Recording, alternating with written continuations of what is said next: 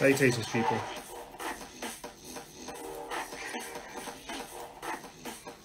Salutations. We got Beyond Repair bringing us in with their song PAP, P-A-A-P.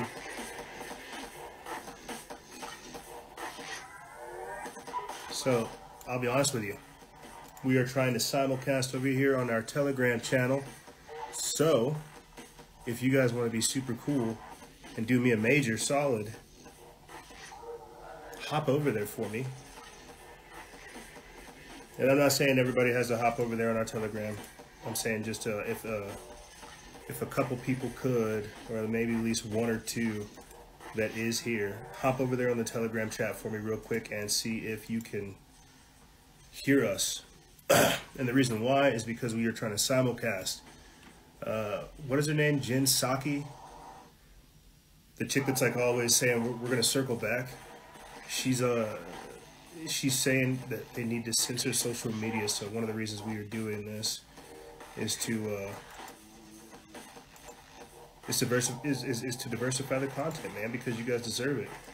Not only that, but also try out a completely different configuration.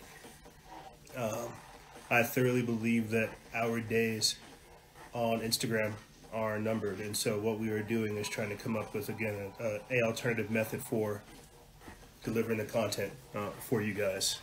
So yeah, I appreciate the people that are tuned in to our Instagram live. Again, if you guys could hop off Instagram and hop onto Telegram for me into our chat, that would be great. I mean, it'll be more prevalent in the second segment, but you guys get what I'm trying to say. I'm trying to make sure everything is running the way that it should. This is like not really editing or production. It's just like live time stuff I'm trying to do. So yeah, salutations, my friends. Salutations, and thank you for tuning into this edition of Factions of Freedom. It is Tuesday, which means it's Instagram Crew Day. And as you guys heard me say right there in the intro, as always, we are diversifying the information because you guys deserve it. We have it's been a crazy personal week for me, but it's not really about that. There is a lot of crazy things going on in the world right now. Again, if you guys hop over to our Telegram chat and then hop into the post chat, you guys can get access to our Telegram live chat. And I'm going to be doing more of these. I did one just the other week before our weekly podcast show. Oh, we got somebody. Chase,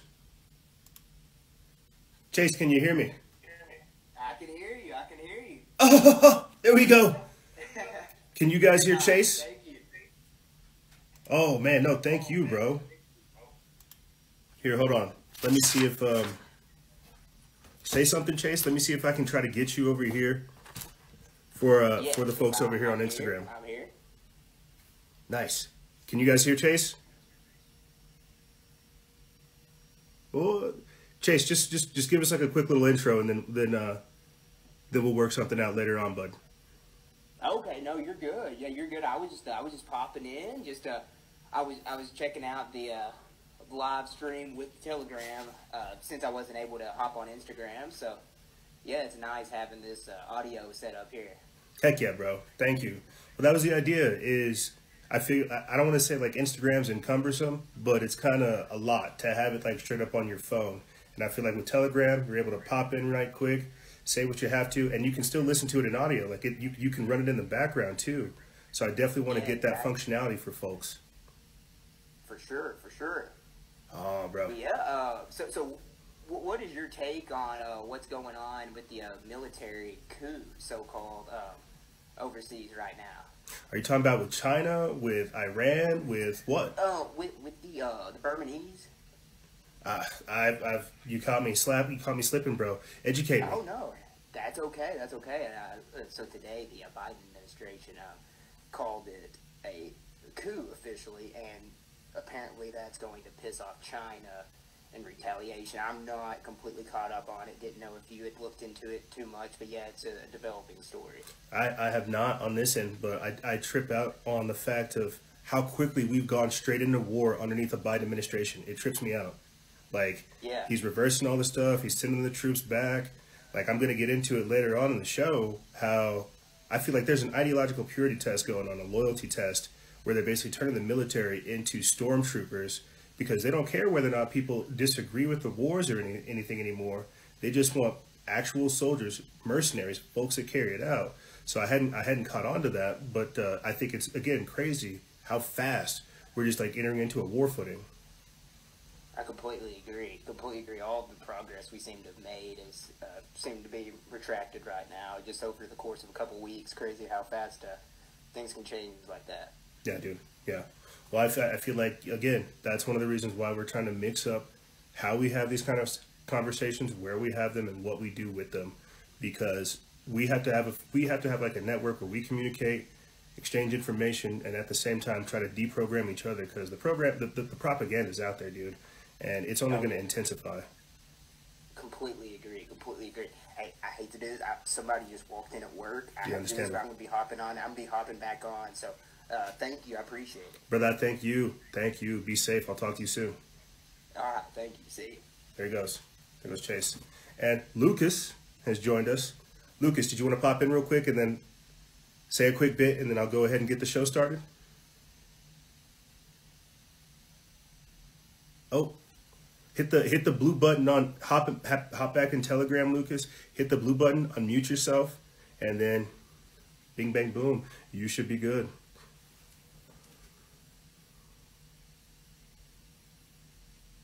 If not, that's okay. It's okay. That's the cool thing too. That's the cool thing too with Telegram. You guys can literally hop in to it, and you don't have to say anything. You can still join in, and like I said, it will play in your background. Kind of cool. It's kind of like radio. I like it. You're muted. Lucas, press the blue button, hop back in Telegram, and tap on the Freedom Faction post chat. It'll take you back to the little module. Press the little blue logo right there, the mic logo, and you'll be able to unmute yourself.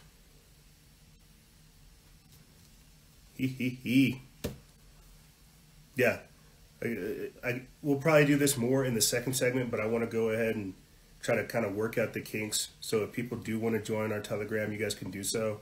Or if you don't want to join our Instagram, you can do so. I like to give people options. All right, good. So you're on the Telegram. Hop back into. Okay, yeah, we'll do it later. We'll do it later, bud. But thank you. That way you can hop off Instagram and listen to the Instagram live on the go. MG Sanchez 16 says, "What's the name of the Telegram channel?" It's just Freedom Faction. I should come up with something a little bit more clever, possibly Factions of Freedom. I put the most recent post in our Telegram chat, and for our audio listeners and people who are listening to this on the replay, I'll put it in the description bar as well so you can join it. But yeah, this is it. On top of being able to have people join through video, because people will listen via audio, they can join audio. And so the idea is to diversify the information because you guys deserve it. I don't think that we will be here for quite some... Like, I was joking about this earlier. I'll say this and get to the topics with you guys. I was joking about this earlier, how I've been here before Biden, how I was here before Obama, how I was here before Trump, and how I can only hope that I'm here at the end of a Biden administration. You already see that they're trying to designate people who don't have their own, that don't share the same political beliefs. They're declaring them domestic terrorists or extremists and things like this. Hey, Rebecca, thank you for joining us. And that trips me out. So for me to think that I've been here before Obama, before Trump, and I might not make it through a Biden administration, I can only hope that they don't haul me off to like a FEMA camp or some concentration center or jail or some re-education camp, something like that, because this is the world that we're entering into. I hate to sound crazy, but you heard me talk with Chase right there about how fast we've entered back into a foreign war footing. And just last week, we talked about the essential domestic war that they have waged against conservative Republicans, Christians, religious extremists, libertarians, and more. And so, yeah, very, very interesting time frame to be living in. Let me go ahead and give you guys these quick topics, and then I'll do some quick plugs, and then we'll go ahead and get this segment started. We'll be talking about what one caller in our Telegram chat talked about, the greater reset, which I found very interesting. We're also going to be talking about the Great Awakening, how the New World Order is here. The Build Back Better agenda, how they said that they would collapse the economy to get Trump out. How we are witnessing the activation of things like Agenda 21 and Agenda 2030 with active dehumanization, active depopulation. Political refugees, ways to develop common living areas, practicing self-governance, and mindfulness, so to speak. And the reason I say that is because, the other day I don't know what I was doing. I think I was getting ice cream with my lady, and I saw this person that had the full see no evil, speak no evil, hear no evil setup on. Like, they had headphones, a mask, and like shades on, and it hit me like a ton of bricks. I won't lie. It hit me like, good Lord, this is kind of sad. This is kind of scary. This is kind of dystopian. The fact that we literally have an entire society that you can't talk to, that is literally like right there with you, but they are so wrapped in their own world that you can't communicate with them unless you do something somewhat drastic, or you turn yourself into like a billboard, or you have some kind of conscious clothing. And it trips me out, because literally it's see no evil, hear no evil, speak no evil. It's like, put the mask on, put the shades on, put the gloves on, don't talk to nobody, just go about your business. It's kind of scary. And then you think, my God, how did we all get to this point to where we have begun to silence reality? It trips me out, man. It tripped me out. Yeah, the dystopian side of people with masks, shades, and headphones. See, hear, and speak no evil. It trips me out. And we'll talk more about that type of behavior. And this dystopian reality we've now found ourselves in. But I think it has to be highlighted. It has to be highlighted. You get me? It trips me out. And so, quick plug. I'm not gonna haul up the storeable goods, but you may have noticed that on our page, on our Instagram page, we put up a ad that we don't really do for quite some time. But the difference with this ad is that it is a paid partnership with My Patriot Supply. That's right. They have a 2-week food supply where you can save $30. And I think it's very interesting, because I'm telling you guys, everything that happened towards the end of Trump's presidency that Biden's basically inheriting, you see him already shutting the country down. You see him already going into wars, man. Like, stuff's going to get crazy. If you don't have storeable goods, you're not paying attention. Here's a little quick rundown on this. I'll make a quick plug for the patreon.com exclusive membership, and then we'll go ahead and get started with this. These ready hour meals meet or exceed the highest standards in the industry. This emergency food kit storage includes a food supply averaging 2,000 calories per day, 118 servings with up to 25-year shelf life, resealable zipper top heavy duty 4-layer pouch packaging. Yeah, like, it's packaged very nicely. One large 12 by 12 by 15 1/4 bucket for long-term storage. It's very durable. I hate to say it, but I definitely gave some of my reserve storeable goods as like last-minute Christmas presents, and family members loved the shit out of it because they knew what it was. It also contains foods grown and made in the USA, no MSG added, so you won't get that nasty black stuff when you throw it up. If you throw it up, I threw up Chinese food whenever I was doing 3-a-days in high school, and it was laced with MSG. That's what happens. It's disgusting. It's easy to prepare and tasty breakfasts for lunch and dinner. Oxygen absorbers inserted into the packaging to extend shelf life. It's legit, dude. It's legit. Definitely get it. It's good. You'll need it during power outages, pandemics, quarantine, camping at the cabin, supplemental meals for daily use or food shortages, like what we've talked about time and time again. I'll for sure put the link in the description bar below, so you guys can go ahead and get yourself some storeable goods, because if you're not paying attention, if you're not changing your diet, and if you're not just gradually making better decisions and more conscious decisions in your life, being fully made aware of all these things that are going on, I'm not sure what to tell you. Last little quick plug, and then we'll go ahead and get started with these topics. Join our patreon.com/Freedom Faction exclusive membership program. Lucas is our most recent member. You guys have heard on the past recent shows. We are also having a member-only meeting this Friday, 11 a.m. And I feel like it's going to be cool because we're doing it over Zoom and we're on all these different platforms now. We're on Zoom, Telegram, Instagram, right? Is Parler coming back? I don't know. MeWe, and we're having to create all of these different configurations to communicate with the audience, because what we're seeing in live time is censorship, manipulation, social engineering. And again, this is why you heard the start of the transmission where we sat with Chase and other members and said, hey, this is why we're coming up with this configuration to provide you guys with the information, because they're gonna cut us off. I thought about this, and I'll say this and I'll get into the topics with you guys. I thought about this before when I was on the hike earlier this morning. We might have to start doing something similar to this, where every Sunday, instead of fellowship and freedom, we have solutions. What was the alliteration I came up with? It was like solution-based Sunday or something like that, to where every Sunday or every other Sunday by Sunday transmission, 5 p.m. to 7 p.m. Mountain Standard Time, we would have like a quick study group, a powerful study group where we all came together with whatever your solution is, wherever it is, be it in Africa, be it in Russia, be it in China, be it in America, be it in, wherever Europe, wherever you're at, your solution might be beneficial for other people. And I think while it is important to be discussing these things, I also feel like we need to have kind of like a study session, like a study group where we talk about actual solutions, what's going on. And so we might do that with Telegram. We might do that with Blog Talk Radio. We might do that with Patreon. We might do that with YouTube. I don't know, man, because there's so many different platforms. I've got to figure out, again, the best way to provide you guys with the information in a coherent, engaging, and relevant fashion. And so with that being said, let's go ahead and start getting into the topics with you guys. So,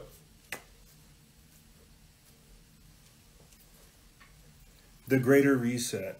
Now, this is something I unfortunately didn't look into whenever Evan told us to do so. Evan was one of the audience members like yourself that had joined our Telegram live chat one time, and we had a conversation. He was talking to me about the Greater Reset. And so I thought, well, shucks, is he talking about what is this, like Anarchapulco? Is he talking about where, down in Mexico, all kind of free-thinking individuals, libertarians, anarchists, go down there to Acapulco and talk about, how do we actually live free in a situation, in a society like this? I wasn't sure if that's what he was talking about, but that's kind of the angle that I'm going to come from. When we look at the Great Reset, things like the Build Back Better Agenda, Agenda 21, Agenda 2030, the technocracy, the scientific dictatorship, the socioeconomic reformation, all this stuff, knowing full well that they were designed, that they're doing all this to collapse the economy, we have to think, okay, what is our purpose? What can we do? Longtime listeners of the show have definitely heard me talk about creating a pro-human renaissance-based future. Now, that sounds good on the surface, but what does that look like, right? Just last week or the week before last, we had former CIA Director John Brennan essentially declare libertarians, religious extremists, nativists, and more as domestic terrorists. So how do we quantify and categorize what a pro-human renaissance-based future looks like underneath an administration that literally sees religion as a form of extremism? You get what I'm saying? This is the Greater Reset. There has been no other point in history where we have seen some of the tyrannies that we are seeing be created. Like book burning, it's going right out the window.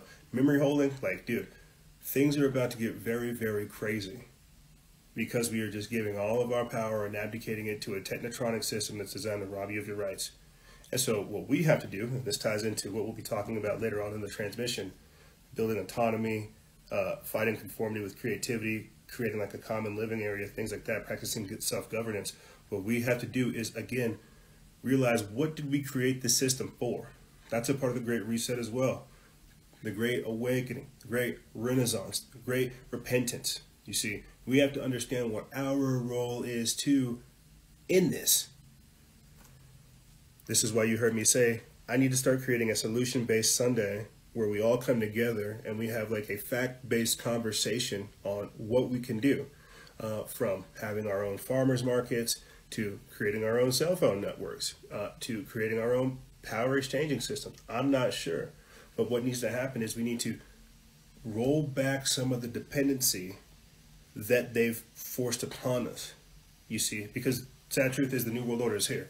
It's not coming. It's not like around the corner. It's here. It's literally right here. It's coming on your front door. And I mean, look at this. You guys can't see it. I don't know what the hell I'm telling you to look at. Look at this. Thousands of people have begun to rally in the Michigan State Capitol to call for a return to high school sports. You literally have children rallying together saying we just want to play. We don't want to be Greta Thunberg. We don't want to sit up over there and march for climate change. We want to play football. We want to play basketball. We want to play soccer. We want to play, rugby. We want to do these things. But this is where we're at. We've got to begin to reimagine a system that not only empowers the individual, but limits the power of the state, dude. I think it came out over this weekend. I wasn't able to catch it, but apparently China came out saying that they're beginning to eradicate religion. There shall be no other religion than the state.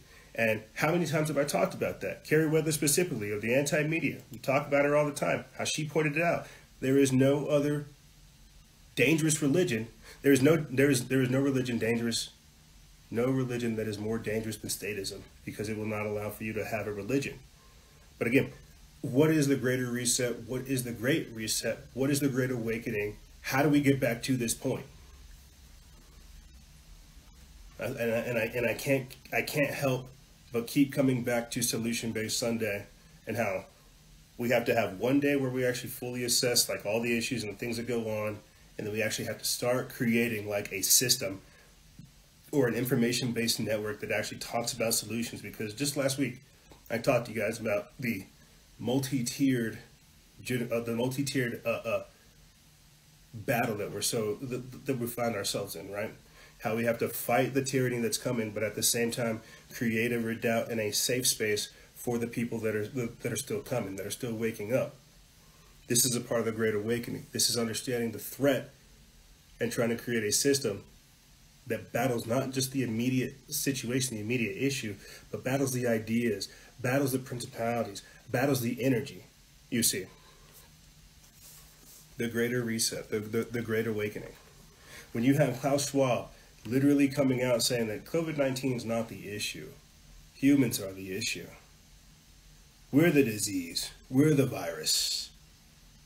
This is, again, a part of the active dehumanization. You're not essential. Like they told Ashley Babbitt after they shot her in the neck.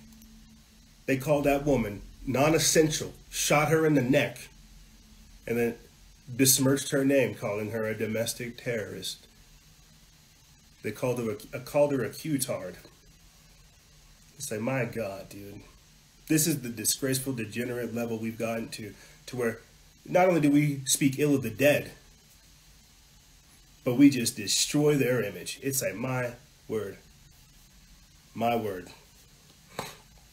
So no, the part of the great reset is reinvigorating the human spirit, having that pro-human Renaissance-based future, understanding that this system is designed to take your real rights and give you fake rights. You can be called a lady if you want to, if you're a man. Oh, but you better not worship Jesus Christ. Oh, did you wanted to cut your genitals off, huh? Well, you better not send your kids to school. It's like, what? It's like, what? Fucking clown world. Like, you really gotta think about how crazy we are right now. The time frame that we find ourselves in. Like, I was joking the other week about saying honk honk to people, but dude, I'm telling you, it's gonna get kind of crazy out there.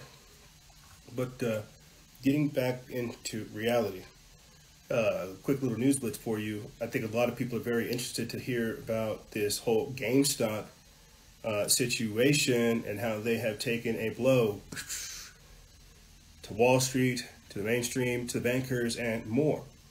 What is one thing you commonly hear me talk about in relation to building back better, the Great Reset, and things like this? The socioeconomic reformation. Voting with your dollars, voting with your lifestyle. Now, I agree with this.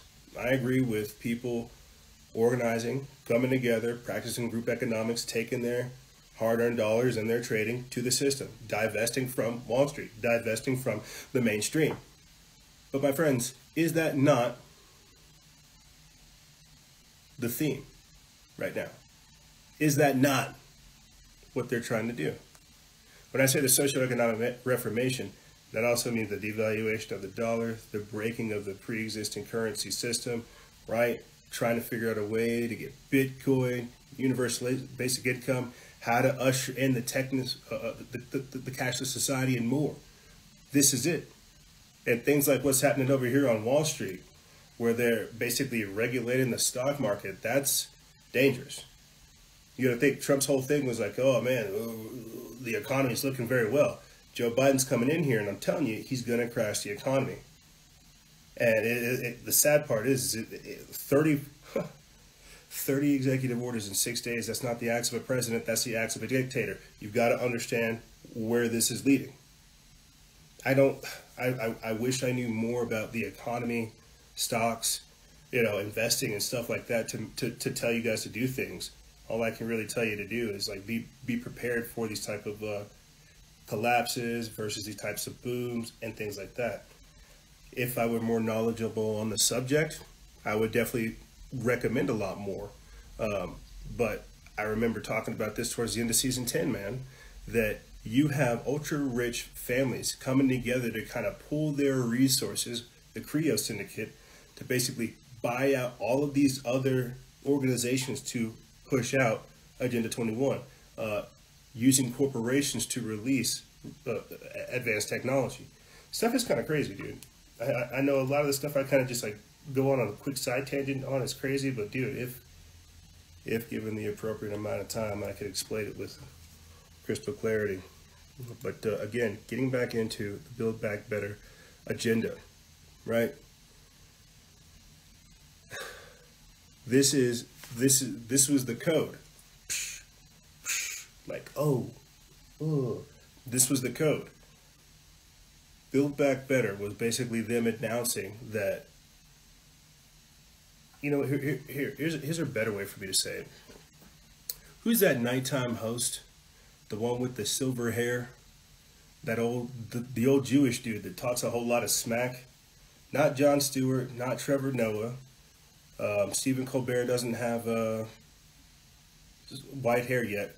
Who's that? Does anybody know? Who's that one? He's a late night comic that tries to pose as a journalist, a talk show host. I forget his name right now. It's not Jimmy Fallon. Shucks, dude. He's not Mayor. It's another one. Not Leno. He's still up. Is it Bill? It's not Jay Leno. It's not Mayor. Not Anderson Cooper. Is it Bill Mayer? He's on what you call it? He's on Comedy Central. Andy Cohen? No. These are all great guesses, but it's not Conan. You guys are. I appreciate you giving me advice, but it's not those guys. I'm not sure, dude. Not O'Brien. Is it Bill Mayer? I think it might be Bill Mayer. I think I might be messing up, and you guys might be right. Okay, it's Bill Mayer. It's Bill Mayer that literally said, "We got to crash the economy to get Trump out of office." I think you guys are right. I think you guys are right. No, I hate Tosh. Tosh.0 is like AIDS. I hate that man. I think you guys are right with Bill Mayer. Yes, precisely. HBO. Boom.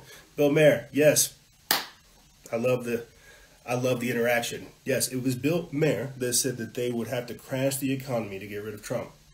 That's exactly how the Build Back Better agenda works. The idea is for them to deplete all of our savings, destroy the economy, put us to a point to where we become nothing but dependent upon the state, to where the state allots us everything. Now, it's not Trevor Noah. It was Bill Mayer. The audience figured it out. Thank you, guys. It was Bill Mayer, for sure, who said that we have to crash the economy in order to get rid of Trump. And on this week's podcast episode, or last week's podcast episode, I had played a quick clip of John Kerry, former Senator John Kerry, talking to a jobless speaking to jobless oil and gas workers, saying go make solar panels. But during that meeting, during that actual interview, he talks about how, quote, there are other market forces at play that forced us to push these people out. If I would have done better preparation, I might have been able to find for you guys that quick clip of the oil worker actually basically crying as he loses his job. It's actually very, very sad to say, but my point behind bringing that up, Bill Mayer saying that they would crash the economy, and John Kerry saying that there are other market forces taking place. This is Agenda 21, this is Agenda 2030, this is the Creole Syndicate, this is the organized collapse and reformation of the society. This is the socioeconomic reformation. This is them having a controlled collapse of the economy so that they could come together and create things like this, these guardians for inclusive capitalism, like what Pope Francis came up with towards the end of 2020. You see what I'm saying? This is the agenda. This is the Build Back Better agenda. This is Agenda 2030. This is Agenda 21, and so on. This is them coming together, kind of like a literal, not even kinda. This is a conspiracy of like massive proportions, and these people literally organizing to destroy the previous world order. Like, I was listening to the radio, and they were talking about how in mere seconds we are wiping away like hundreds of years worth of freedoms, all in a couple seconds. From freedom to education, freedom to gather, freedom to express yourself, freedom to travel, right? They have just eradicated all of these things that thousands of people have died for over like over thousands of years to get us to this point, to what we call free society. They have destroyed that in a matter of like moments, because you're non-essential, because you don't have your travel pass, because you don't have your vaccine shot. Like, again, you have to think about this. Saying that the social contract has been broken, that's one thing. But when I talk about, again, the socioeconomic and the sociocultural and the socio-political reformation, the collapse that's taking place, the great reset that's happening right before us, I really don't think people can comprehend it. Like, that's what trips me out. So how do I come up over here to you guys and say, hey, we have got to figure out how to peacefully and in a non-compliant fashion fight this. We've got to be armed with the facts. We've got to be educated. We've got to be on the right. We've got to have a law behind us. We have to have so many ducks in a row to carry this out that, like I said, they're wiping away like years, like generations worth of freedoms in mere seconds. And all we can do is say, man, look at that corpse Biden. Like, part of the Great Reset, part of this active dehumanization, depopulation campaign is to tell you that you are non-essential. To say that, you know what? There will be no more humans. Excellency, we're throwing that out the window. Greatness, no way. Everybody's being lowered down to the same level. We talked about how that was Trump's whole purpose as a president, was to try to rise us back up to first world status. I didn't know that Biden was going to be elected. Only for us to drop down to hopefully a second world status. We can only hope that we don't reach like a failed state status to where we have like crippling infrastructure and massive amounts of debt and inflation that like rivals Venezuela. Like, this is the crazy part about reality that people don't want to pay attention to. So yeah, no, they said that they would collapse the economy to get rid of Trump.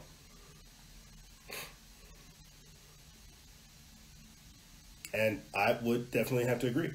But do I believe in this Wall Street Bets thing? Like, do I support it? Yeah.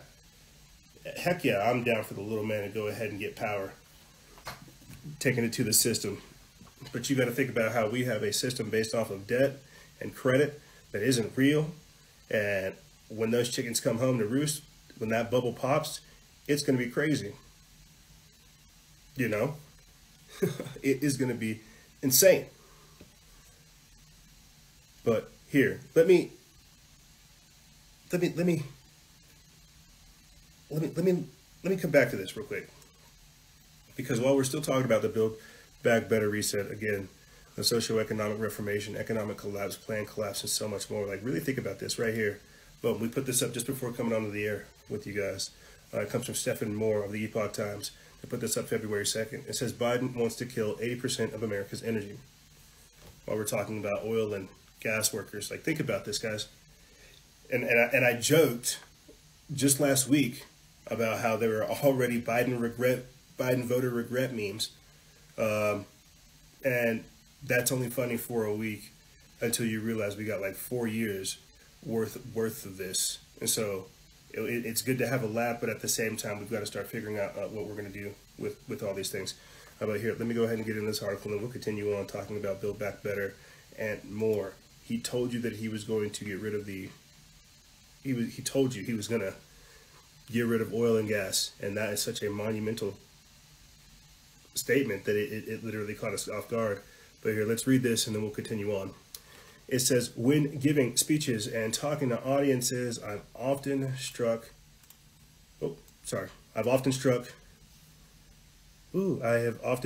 by how few Americans, even those who are highly educated, have any idea where the energy they use in their home or business comes from.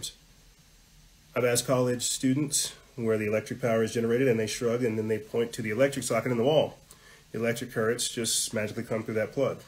For millennials, supporting green energy is cool and victorious. It's popular and costless. It's a costless way to save the planet until the power doesn't flow through the grid. Then laptops, hair dryers, Netflix shows, computer games, and iPhones just run out of juice. That may happen one of these days in the not too distant future. Just ask Californians how they feel about blackouts when the sun isn't shining and the wind isn't blowing. Which brings me to President Joe Biden's take no prisoner approach to energy. The goal, to kill fossil fuels. Stop the building of pipelines, enter international treaties that outlaw fossil fuel use, end drilling on federal lands, strangle the oil and gas industries with regulatory assaults. And then throw billions and perhaps trillions of tax dollars at wind and solar farms. So let's go back to the question. I asked students, how much of our energy needs today are met with fossil fuels, the so-called dirty energy?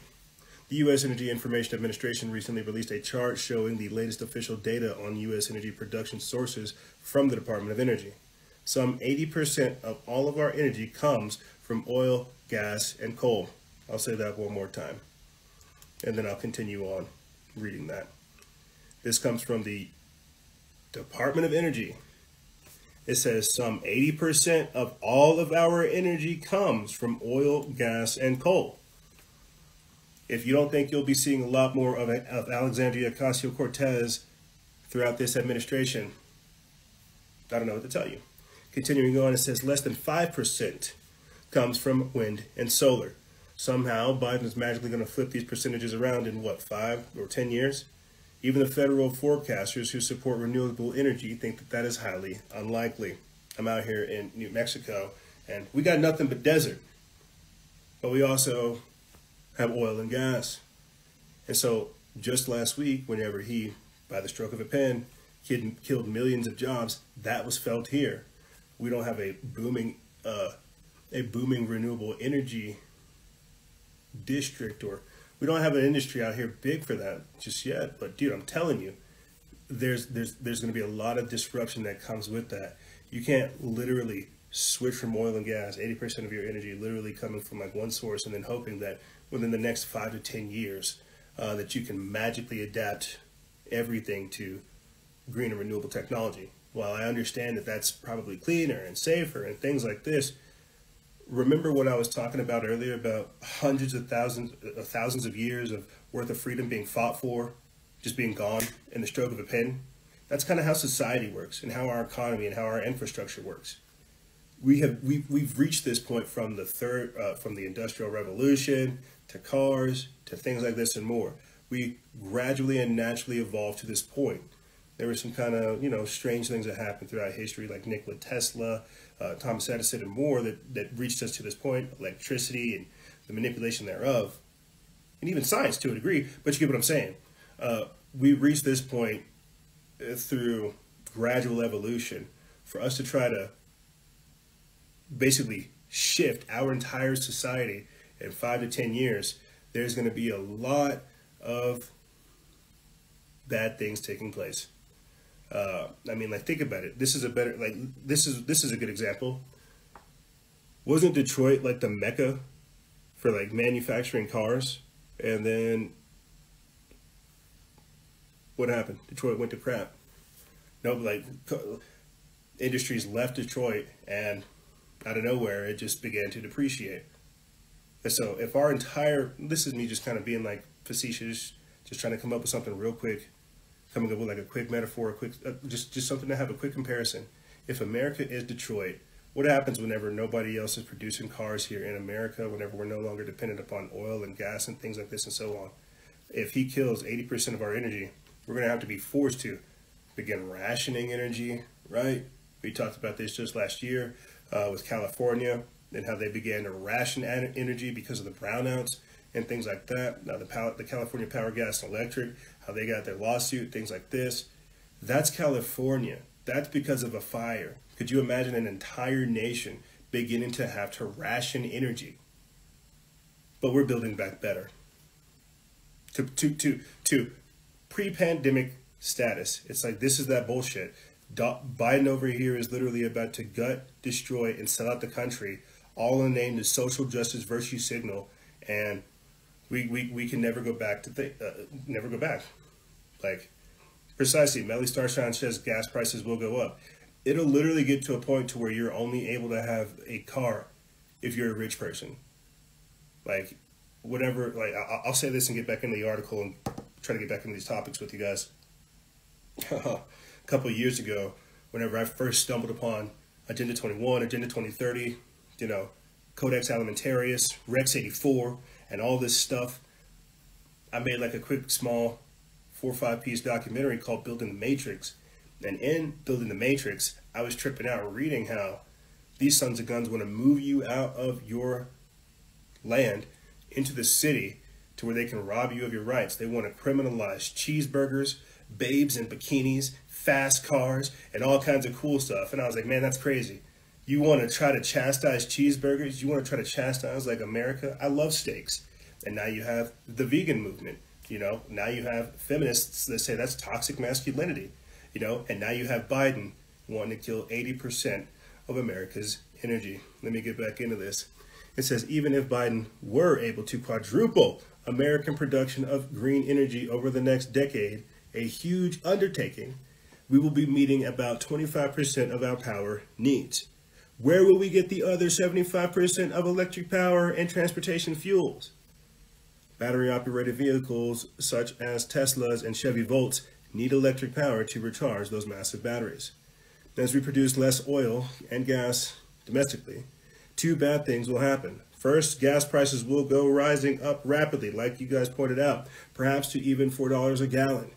Prices have already started to rise at the pump to more than 2.5 or 2.50 a gallon in many markets. Second, we will make up for the lost domestic energy production by importing more energy from Saudi Arabia, Russia, and OPEC nations. We will reverse the energy independence achieved under the former President Donald Trump for dependency on OPEC nations under Biden. This certainly isn't good for the U.S. economy and jobs here at home. But it's great news for the Saudi oil sheiks, Russia's Vladimir Putin, and the communists in Beijing, all of whom are going to make out like bandits. They can't believe their good fortune. They can't believe it. And so let me pause right there, because enter the robots. Boop. Enter the robots. Just like that. You know what? You humans, you all are so risk prone. I might have to pay, what's it called, workers' comp if you hurt yourself. You know what? Bring in the drones. Bring in the robots. You know what? Work from home. Go ahead and control the drone from your home. We don't even want you to come into our facilities. You dirty, disgusting human. You might have COVID. God, I bet this guy doesn't even wear his mask. You see where this is going?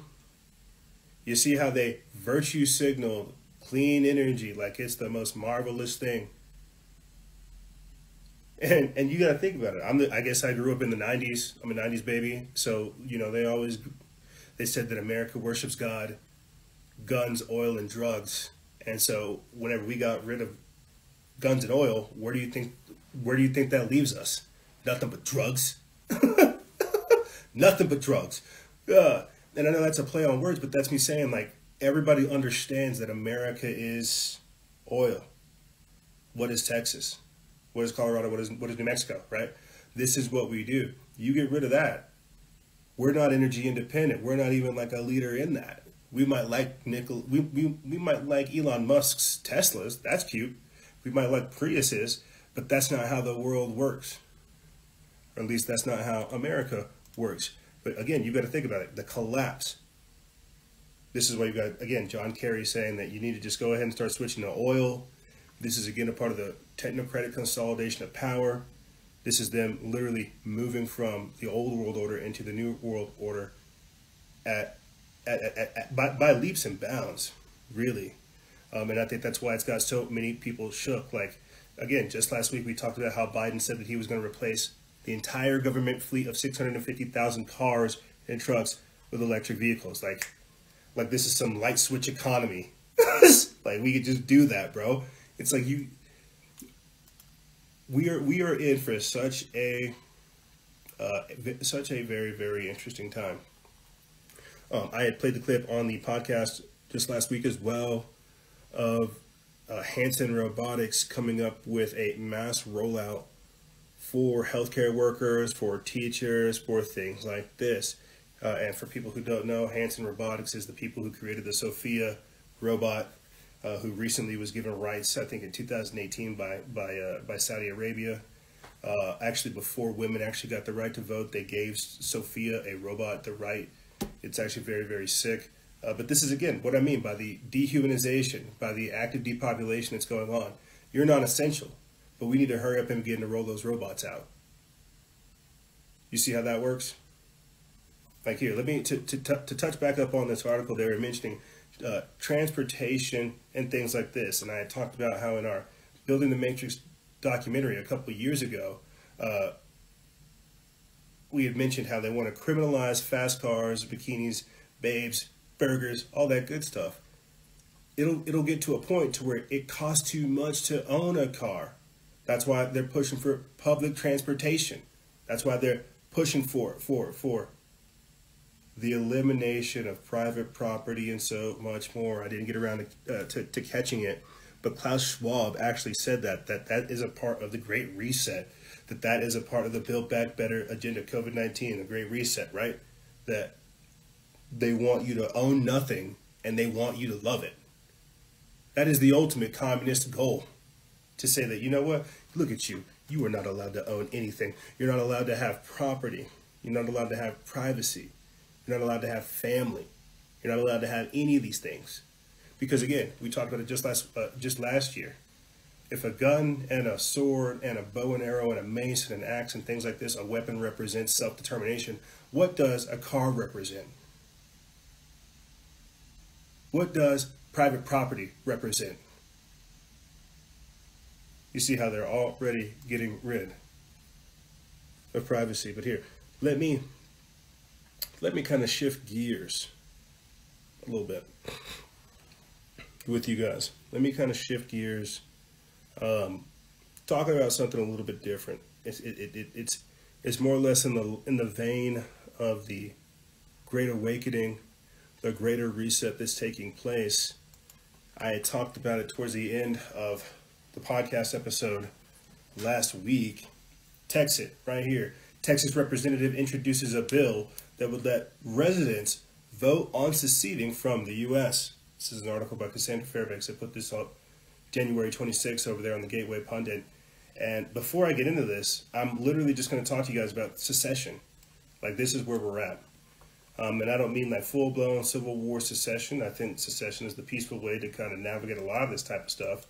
But this is, again, in the vein of self-governance, of self-governance, of self-determination, of group economics, and so much more. Like, this has got to be injected, because what it basically means is we see where this level of compliance and capitulation will take us. And we are literally saying that if you do not begin to retract some of your actions, we have nothing but secession left to do. Let me read a little bit of this, and then I'll get into this topic of what I'm really trying to say. Ways to develop common living areas. Like I said, this comes from Cassandra Fairbanks. They put this up January 26th. It's from the Gateway Pundit. It says Texas State Representative Kyle Biederman introduced a bill on Tuesday that would allow Texans to vote on seceding from the United States. House Bill 1359, otherwise known as the Texas Independence Referendum Act, would let residents vote on if the Texas legislature should create a joint interim committee to create a plan for independence for the state. In a press release provided to the Gateway Pundit, the Texas Nationalist Movement explained that, quote, the bill would give Texans an opportunity to head to the polls in November of 2021 and start the process of reasserting our status as an independent nation. If the people vote in favor, the bill provides for the establishment of a committee to begin working on a transitional plan which would address all the issues related to decoupling from the federal government. Pause. Decoupling from the federal government. Now, what did I say earlier at the start of the show? That former CIA Director John Brennan called libertarians, anarchists, religious extremists, nativists, authoritarians, fascists, called all them folks domestic terrorists. That they had created an unholy union of domestic terrorists. That's two shakes of a lamb's tail away from a criminal. What I'm trying to say is this system has accrued so much power that it's beginning to literally criminalize and demonize and wage war upon its citizens.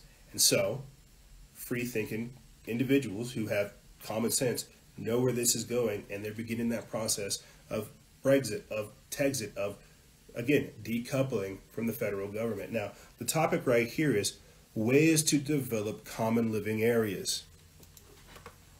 Ways to develop common living areas.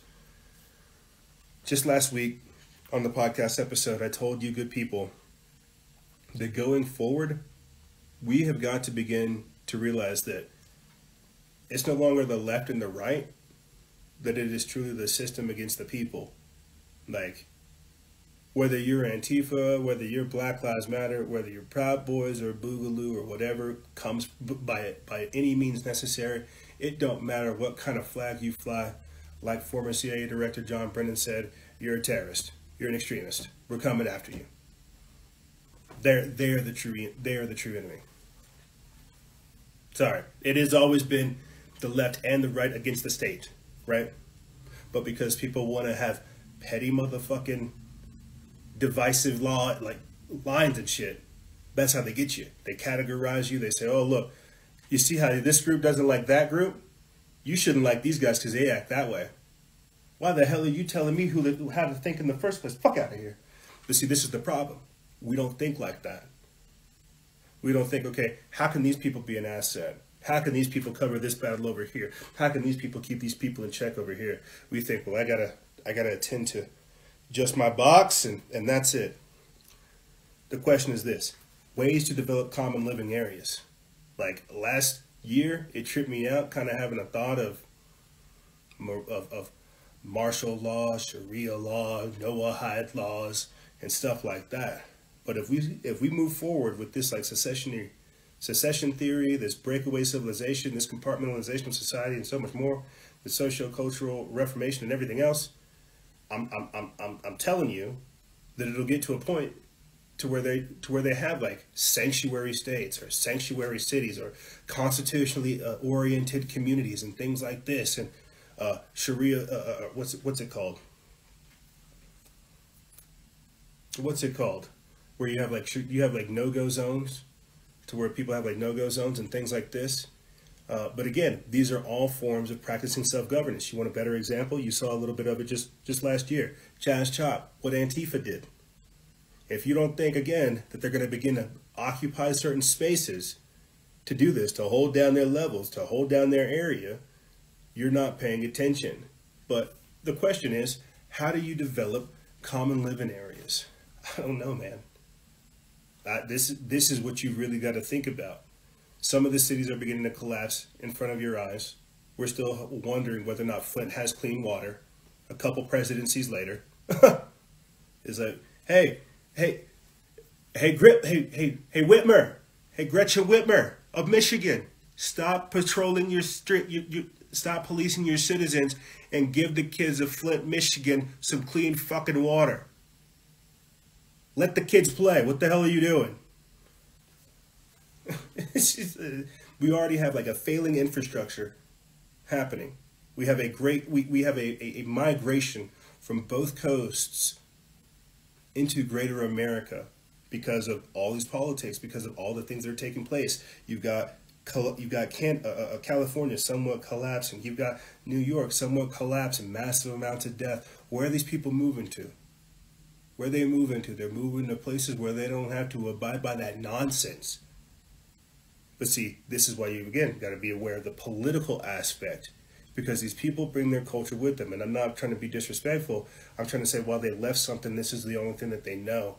And unless we have people who actually represent these areas, these states, these cultures, however you want to live it appropriately, you're just going to gradually begin to convert. That's also a part of this whole secession theory. You're going to have different states have their own proclamations of independence, their own declarations of independence, because stuff is going to get crazy. Like, we should not have California, Chicago, Michigan, and New York basically all sync up to literally go against to go against the president. Last year, you saw the introduction of that, to where you literally saw rogue governors who were like, you know what? I know we're supposed to be the United States, but I'm going to begin to divide them. And if you don't think that these states have begun to replicate what they've seen, last year was just the beginning. I can tell you myself, the stuff that they're doing out here in New Mexico is akin to California.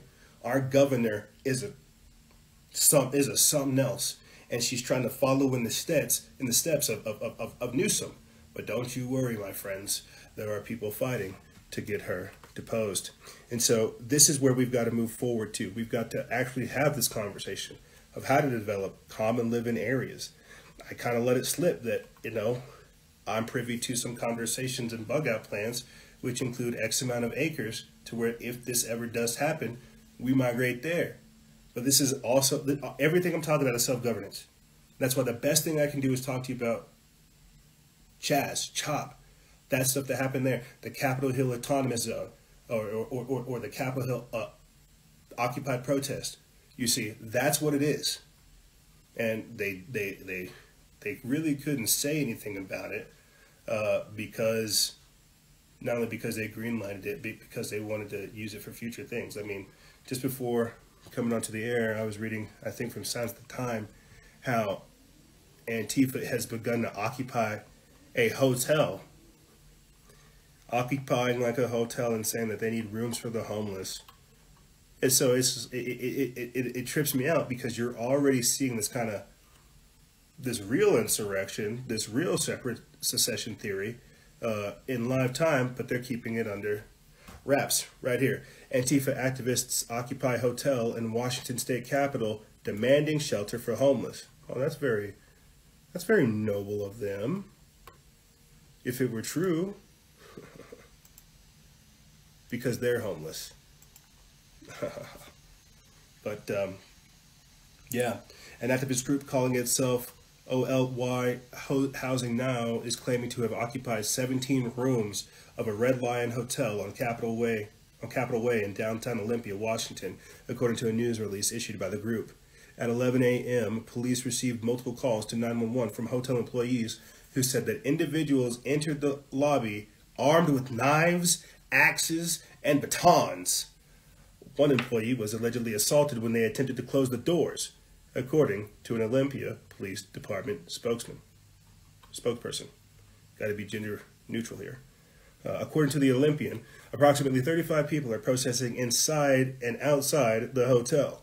Around 12 p.m. Sunday, the group assembled at the nearby Sylvester Park, then marched to the hotel. It trips me out, because these guys can occupy a hotel for multiple days, but conservatives going to the Capitol have them being declared insurrectionists and seditionists being identified by facial recognition technology, and then like routed out, deplatformed, fired, and then essentially just like thrown into a gulag. Like, this is crazy to me. So yeah, no, we have got to learn to develop common living grounds. We've got to learn to build autonomy and practice self-governance, but not like that. That's criminal shit.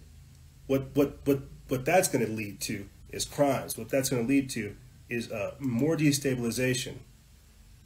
Oh, that's crazy. Got to get that person out of there talking that nonsense, you know, because in like here, let me explain that, because I'm saying I support the works of Antifa, but I don't want to get into the double standard mindset. What I'm saying is, occupy a space that you legally and lawfully have obtained. Do not run into buildings and carry on in this capacity, because that's how they'll get you. And so these people, unfortunately, will have the law thrown to them. But what I'm trying to say as a lesson for all of us is that this type of structure is what's got to get done for the future. And sooner rather than later. Like, I'm not telling people to pick up and run to the mountains. I'm not telling people to, you know, pull your money together and buy a plot of land. But what I am telling you is that if and when we do launch the solution-based Sundays or Saturdays, whatever day we choose, that we are going to have that fierce conversation on how to build autonomy and practice in self-governance. When I'm telling you to organize committees and groups, like, this is the future. I don't want to give away too much information and too much na-na-na, but here locally, there are, you know what, here's a better way for me to explain it. I'll talk about it in the terms of a nerd, in terms of like a video game, or like a MMORPG, a massive multiplayer online RPG, something like that, right? You need your wizard class, you need your warrior class, you need your heal class, and then you need your ranged damage class, right? You need people who can do a massive amount of damage but can't go right up there to the building. You need people that organize committees, right? That identify the different bills, the legislators. You understand people that can call your senators, reach out to the politicians, figure out how to trap these different how to trap the globalist policies in their place, right? And then at the same time, you need a warrior class, you need militia members, you need protesters, you need activists, you need door-to-door campaign people, right? You need those people that are out there on the field. And then you also need your healing class, you need doctors, you need lawyers, you need you need people that can do bake sales. You need all kinds of different people for this thing that we're going up against. Those are just 3 classes right there. You also need your ranged kind of damage class people over there. You need people that can still attack the system, that can still, you know, put a thumb in Joe Biden's eye, that can try to wake people up, you know, that can still try to leave breadcrumbs. You need multiple people that are able to handle different aspects of this onslaught, because there's no way that one individual can fix this. This is self-governance, choosing to align align yourself to an actual idea and then adjust your role accordingly. Whenever you have a system literally giving you your ideology, saying, hey, you're black, therefore you may like this and this is what you need to do, right? That's bullshit, because they're giving you your identity. You're not discovering who you are through adversity. And so what you really, like, I hope that quick breakdown made sense. Just the different type of roles whenever you're dealing with this battle that we're going up against. So no, learn to build autonomy, practice self-governance, fight conformity with creativity, and learn to begin to resist groupthink. Like, this is the problem, because people don't think for themselves. They don't know what their resources are, what their skills are, what traits they might have. They dissociate. You know what? Here, because I think we're I don't want the timer to pop down, but I feel like it will. And so what we're going to do is take a quick break, And then when we come back, I'm going to pick up on this. I'm going to pick back up on this. Hopefully people join us in the Telegram chat, and we'll also do like we'll do like a Telegram, and then we'll also do like an Instagram to where guests can join us on Telegram and guests can join us on Instagram. But we're going to take a quick break, and then when we come back, we're talking again about self-governance, building autonomy, political refugees, layers of reality interpretation, and again, people practicing dissociative behavior and why mindfulness and conscious thinking is the future, that pro-human Renaissance-based future. So we're going to take a quick little 5-minute break, 2 to 3 to 4 5-minute break, and then we're going to come back with guests and more. Before I close out, I want to say, join our Telegram chat. Join the Telegram chat. We had Chase, who's back in. We had Chase join us earlier and kick some knowledge about wars that we're entering into. And it's also an easier way for multiple people to join in at the same time. I mean, shucks, if people joined into the Telegram chat and you guys started having like a conversation, I would shut up and let you guys converse. And I wish that would be the way that it is. But unfortunately, we can't do that with Instagram. You can do that with Telegram. And so I want you guys to do that. Join our Telegram chat. Hop into the Freedom Faction post chat. We have a live audio chat where you guys can converse. We'll be doing that in the second segment, as well as you guys on Instagram Live on the other side. Ladies and gentlemen, don't go anywhere. This is Freedom Faction over here on Factions of Freedom. And we'll be right back right after this. Victimizers beware, the racist and bigots' greatest nightmares. Social justice warriors. Get triggered. It's the bias response team. If you've been offended, your feelings must be defended. Go! The freedom of expression is a microaggression. Here comes Angela Freddy. He's always ready to fight fascism with fascism. Starbucks windows don't stand a chance. Ethic enhancer. He's a systematic racism finder. Using the powers of screaming and shame, they win every debate by calling your names. They're heroes who think that they're victims. Social justice warriors. Get triggered.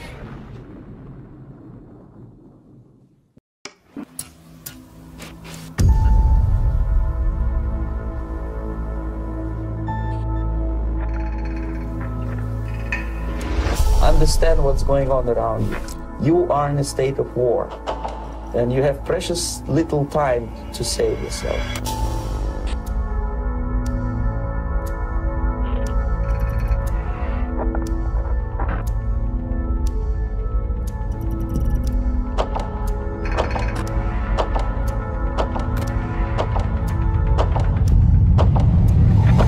It's a slow process which we call active measures. The first stage being demoralization. It takes from 15 to 20 years to demoralize a nation. The next stage is destabilization. What matters is essentials: economy, foreign relations, defense systems. The next stage is crisis, with a violent change of power, structure, and economy, period of normalization. This is what will happen in the United States if you allow all these schmucks to put a big brother government in Washington, D.C., who will promise lots of things, never mind whether the promises are fulfillable or not.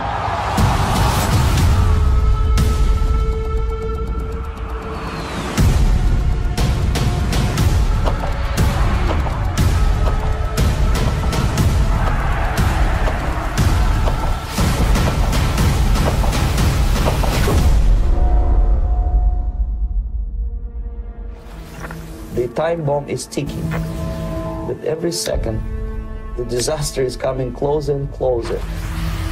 The danger is real.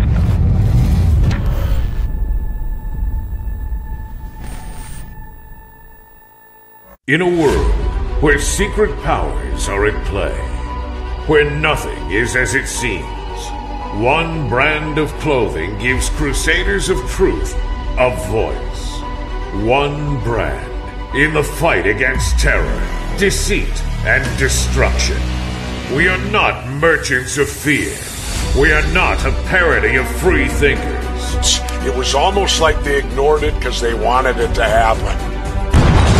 I occasionally think how quickly our differences worldwide would vanish if we were facing an alien threat. This season, get ready to awaken the masses. Forget the politicians. Politicians are put there to give you the idea that you have freedom of choice. You don't. You have no choice. You have owners. They own you. Forbidden Clothes. Because if you know, you know.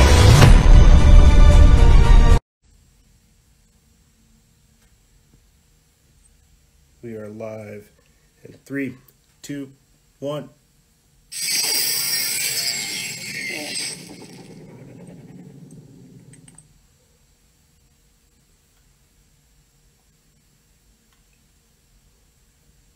You know what? We are going to go ahead and get things started because we have guests that have joined us in our Telegram. What? Jeff Bezos has stepped down. That's crazy. I'll touch on that here shortly. But I want to say salutations, everyone that has joined us. Salutations, my friends. We are simulcasting right now. We are also on Telegram. I want to take this time to tell you guys to join our Telegram because that's the cat's meow right now. You guys can join our Telegram. It's Freedom Faction, Freedom_Faction, just like it is on Instagram. And when you join our Telegram, you will have access to our post chat where you can listen to the audio portion of what we're doing right now. And the reason I say that is because everybody's always moving. Yes, sometimes people want to tune into live transmissions. And whenever you join our Telegram chat, you can literally join through audio and be a part of the transmission. It is the second segment. So we're going to be joined by our guests, you, the audience that's listening. And because we are simulcasting on Telegram, we'll have Telegram guests and we'll also have Instagram guests. This is why I'm pointing you guys in the direction of Telegram, because I really want this feature to mesh well. We're going to be doing more things like this to, again, diversify the content because you guys deserve it. And that's the whole plan. I said this in the previous segment, and I'll say this throughout the entirety of the year, or at least until they kick us off. I don't think we have much longer here, and that's why we're doing this. I said this before the break, before we started season 11, that this is part of the platform migration, coming up with different configurations so we can, again, get the information out there to you guys. And if this doesn't take off or something happens to Telegram, we have another plan on top of that. But so far, I like being able to have the live with you guys. And at the same time, being able to communicate with our audience. So if you guys want to be a part of our Telegram chat, do so. Go on to Telegram, type in Freedom_Faction, join the most recent chat, the post, Freedom Faction post chat, and join us. We already have one of our returning guests, Kalinda, who has joined our Telegram chat. Do you want to say hey to the audience real quick, Kalinda? Hi, everybody. It's me, Linda. Can you guys hear her? I'm happy to be back. Oh, I'm always happy when people join. Can you guys hear us? Can you guys hear Kalinda, guys? Boop, boop, boop, boop, boop. I think people are... I think Rebecca is only there, but she was picking up her child, so yes. I'm the only one at Telegram at the moment. But I also sent you a request on Instagram, so... All right, cool. So people... Rebecca can hear Kalinda, you guys can hear Kalinda, and everything's copacetic. Heck yeah, that's the way I want it. All right. Well, did you want to, we left off talking about mindfulness and other topics that we're going to get into, people practicing dissociative behavior. Kalinda, did you want to say something before we jump back into the topics real quick? Can Can you rephrase it? Can you rephrase it? But in the previous segment, I was talking about how it's kind of dystopian seeing people with masks, shades, and headphones in, because it's like, how do we reach people who are like this? And so I feel like that mindset is making people practice dissociative behavior. Did you want to speak to that a little bit? Yeah, actually, I'm happy being back again, because I recently started a project around this, and it's about picking up the mask on the streets, and I started doing it, and it makes people aware of their environment. I was able to start making them taking action, and empower. It was really empowering, and also it gave them a feeling of freedom again, because it was something that they are able to control. So now I'm at the moment, after a month of feeling I really needed to purge a lot of things. I'm organizing my new exhibition and project, which is Be the Solution Revolution exhibition. Good. So, and this is also where I wanted to ask you maybe later on where we can. I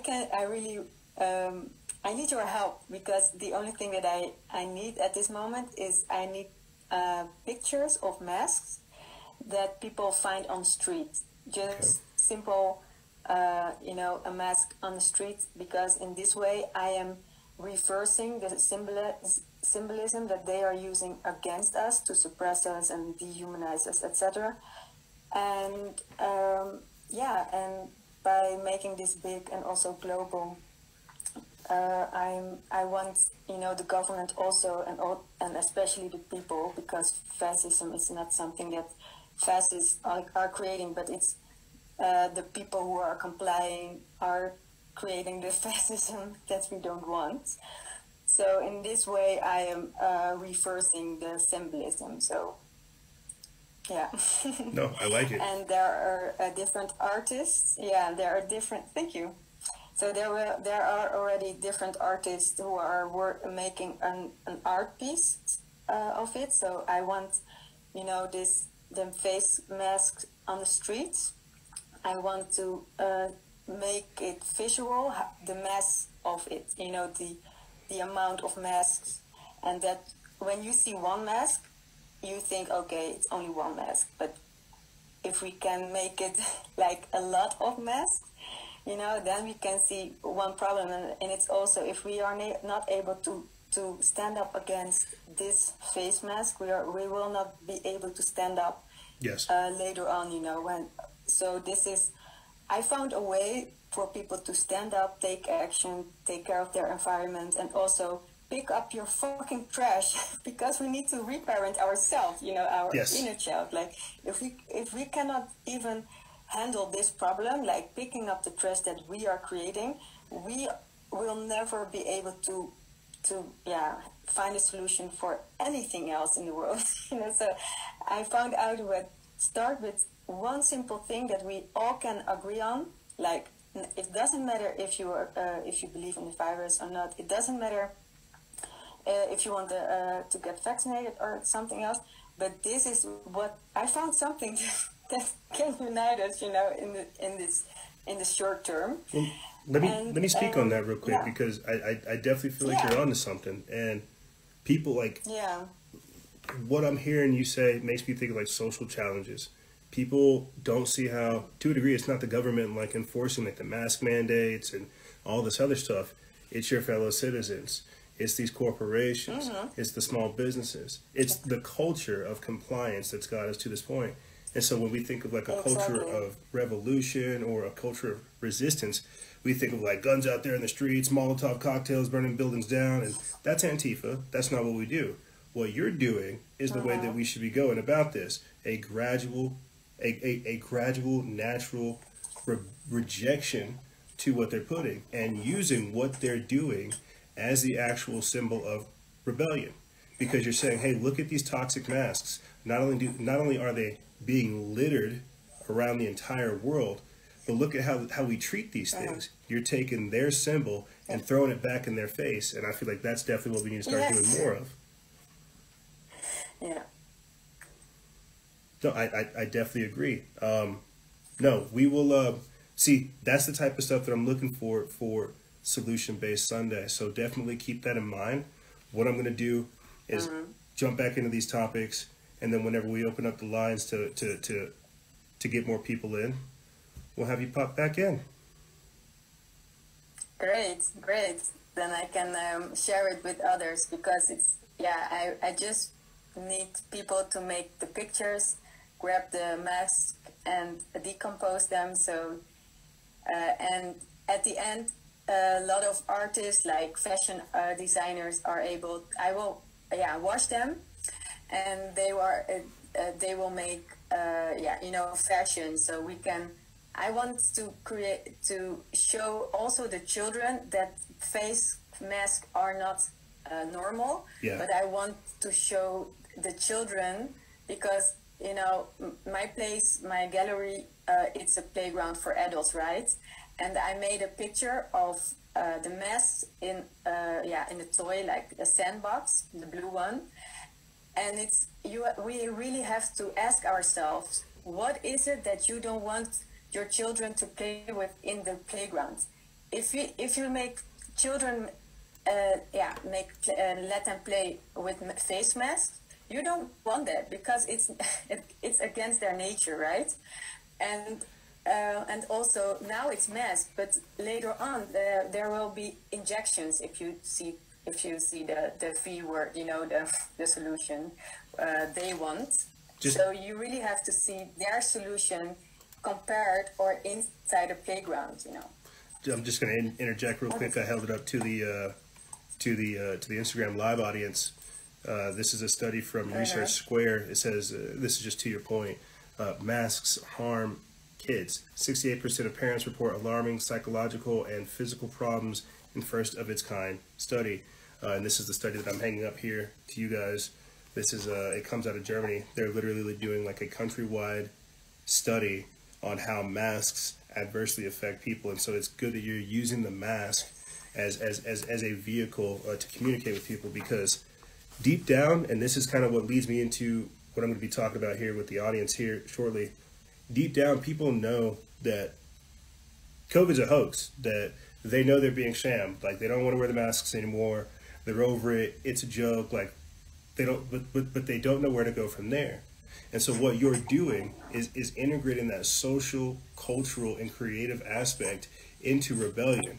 People think that we only need to do things in like a political or in a demonstrative way, when small acts of rebellion is the way to go.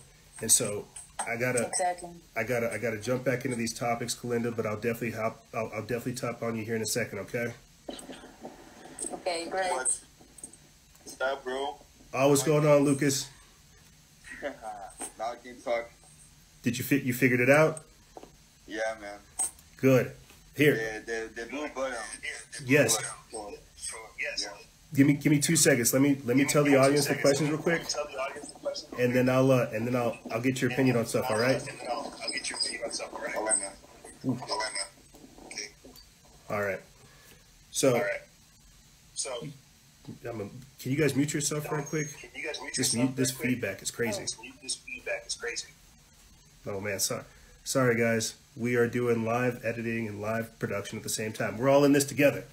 Look at that, dude. Look at that, man.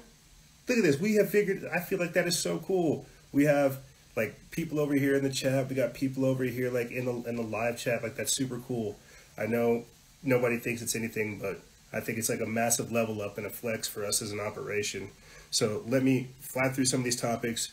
I'll get Lucas on, and then we'll try to get like an Instagram guest on. Holy crap. So before the break, we were talking about learning to build autonomy, practicing self-governance, and so much more. Kind of what Kalinda was talking about is practicing self-governance, saying that we're going to disobey, we're going to be disobedient, but in a civil and respectful way.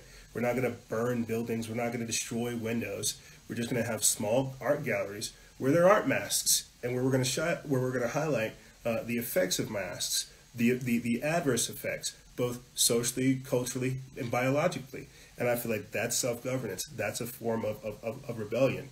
Again, small acts of rebellion is where we're at this point. This is guerrilla warfare. Learning to build autonomy, fighting conformity with creativity, resisting groupthink.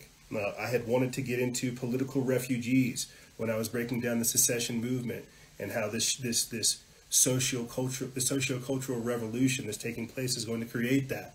I had mentioned in the previous segment how there are people from California and New York migrating to places like Texas because, well, they're political refugees. You've also got people like, not Elon Musk, WikiLeaks, Julian Assange, who is also a political refugee. You've got them detaining people as well. This is all stuff we need to talk about. Layers of reality interpretation. This is something I had talked about with one of our Telegram members, Amanette. She was talking, a grandmother, she was talking about how she was following the page and how there are different people in her family that she can only have so many different types of conversations with. Again, layers of reality interpretation. Some people want to talk about sports. Some folks want to talk about Gucci. Some people want to talk about music and things like this. Other people actually want to talk about core reality. I'd like to get into that if you guys have time. Practicing dissociative behavior. Another thing I brought up with Kalinda. Mindfulness and being conscious of how you communicate. Those are a couple of the topics I'd like to get into with you guys. And so with that being said, Lucas, my friend, how do you feel about, how are you first and foremost, and how do you feel about all these things, man? I'm doing good, man. Doing good. And bro, I sent you a messenger talking that it's crazy that I was watching some of your old videos from like February. You speaking up like saying, hey people, listen out, like this is happening in China, but it's gonna come here. And it's crazy, man, see this all happening, you know, like. Bro, China is the model. That's the trippy thing. Is China is the model. So when you've got Beijing Biden over there saying he's about to sell us out, look at what they're doing. Yeah. Like just I don't know if you saw in the news, they're doing anal swabs in China, bro. And you've got to think about the violation of human rights. I'm sorry, I'm interjecting. No, you're right, man. It's crazy because I'm watching this and thinking like this can come to Brazil too, like. Yes. Because that's because we like copy everything from America, man. And America used to be like this role model, but now it's copying China. Like, don't make any sense, man. It's crazy, man. It is, dude. It's sad, and I hear you. Like, this is, we have so many people from all over the world that have a faith in us that generationally I feel like we're letting down. Like, people see us as what we're supposed to be the gold standard of freedom, and we're just handing it away. I was freaking out in the last segment on how we're just giving away generations of freedom to gather, freedom to educate, freedom to express yourself, freedom of religion, all because of the name of a virus. And you got to think the rest of the world's watching us capitulate to this, and that in and of itself is demoralizing. So no, I hear you. This is why in this position that I'm in, I'm trying to provide as many different solutions to all of these different problems, hoping that, again, people begin to pick these things up, replicate this model, and fight globalism in their own area, because it's trippy. It's scary. Because things escalate too quickly, man. Like, there was about like, oh, wearing a mask, but now it's like 3 masks, like 5 masks. Oh my what god. The fuck is that? Oh my god. Oh. Like, I never see someone with 3 masks, but if I see the street, man, I don't know, man. If is a guy gonna punch in the face, I don't know. But it's crazy, man. I just kidding. Don't punch him in the face. You are retarded, man. Like, what? You don't deserve to be alive. I don't know. Like, stupid. It does worry me, man, because again, these are And you got to think, some people are doing this because they don't know what else to do. Like, they think they're they being... just follow orders from, like, the government without asking, like, what this shit is about. Like, what is the intention? Like, why he's doing this? Nobody asking nothing anymore, man. And it's sad. That's what I was saying by see no evil, hear no evil, speak no evil. Put the mask on, put some headphones in, put shades on, and act like none of this is happening. And that's the problem. But at the same time, we talked about the solution. Kalinda came in and said, listen, we need to have exhibitions. We need to have small acts of disobedience where we take this to them. Because that's the thing. People don't see that there are solutions, that there's another culture to this. They either see it as a dissident. It used to be normal, like 20 years ago, like, I don't know how many years ago. But, like, what gets me sad, man, it's like the life that my mom raised me, like the life we used to know, it's disappearing, man. And this is sad for me, you know, because I want to have child. I have like 27 years old, and I'm thinking about, God damn it, what's going to be the world that my child's going to give me, man. Like, it's crazy. Brother, all I can say on that is let's talk Friday, because my lady's pregnant. We're expecting in September, and some of these questions, I shoot the exclusive number straight, bro. Like, I'm worried about a fair amount of this stuff, and yet I can't do anything about so much. All I can do is fight the battle that I'm in. Yeah. Help progress future by procreating, by having a child, by moving forward, but at the same time saying, hey, this is, I can only do so much. I can't control everything, and this was the life that was given to me. We have to provide something better for our family. So I'll definitely talk more about that this week, on Friday with you, because it does worry me, man. But closing thoughts. Do you want to say something to the audience real quick, and then I'm gonna pull in like an Instagram member. Yeah, of course. No, just like, man, I was thinking about like this AOC in USA. This lady's crazy, man. Like, she's saying like we need to put Trump supporters in like re-education camps. Yeah, man, it's crazy. Like, and I saw like an interview. She's speaking like, oh, we need to double, triple the fund. Like, we don't have fund for this. Like, and she's talking about this, and I'm gonna look to her IG, and she has like 9 million people following her, bro. Like, people think that she's a good person. Like, it's so crazy, so nuts. To your point, here's a quick article headline to underline what Lucas is saying. It comes from WorldNet Daily. They put this up January 18th. AOC calls for more funding to de-radicalize Trump supporters. He's precisely right. After casting President Trump and his supporters as white supremacists and conspiracy theorists for the past 4 years, the most prominent member of the far-left, quote, squad in the U.S. House thinks it's time to pour more money into the efforts to, quote, de-radicalize and, quote, deprogram that population. So Lucas is definitely right. These people are outright saying that they want to reprogram you. Like, I was saying this all in 2020, dude, that Joy Behar of The View and Hillary Clinton called anti-lockdown protesters in Michigan domestic terrorists. That was them last year. This year, they're like, you know what? All of you, and I posted about it, is all of you white Republican males need to be de-radicalized and deprogrammed. I kid you not. Like, I covered it last week on the show, and so it is terrifying. I'm not white, clearly, but if they're starting with white people, bro, where does it end? And if no one stands up for anybody... Yeah, for sure. No, I'm sorry. Go ahead. No, it's like they start like they're gonna put us with this Trump, like white supremacy, Trump supporters. Like, we are not those people, man. But they don't care. They just wanna like fucking disappear with people that they are make those questions, man. That's crazy. It is so crazy. Yeah, man. I'm gonna have. We talk more about on Friday, man.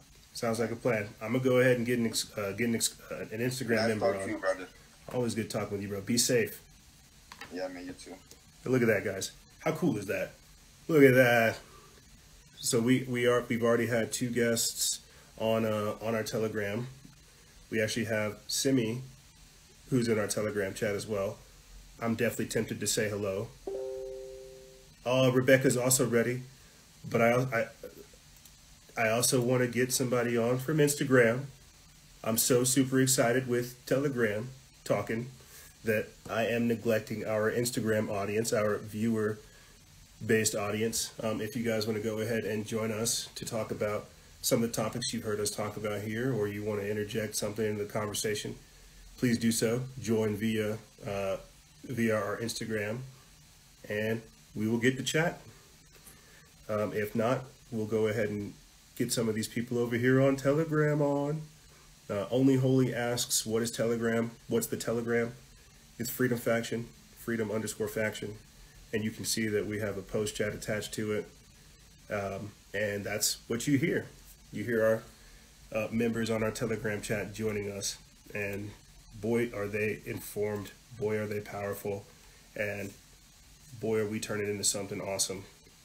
So yeah, no.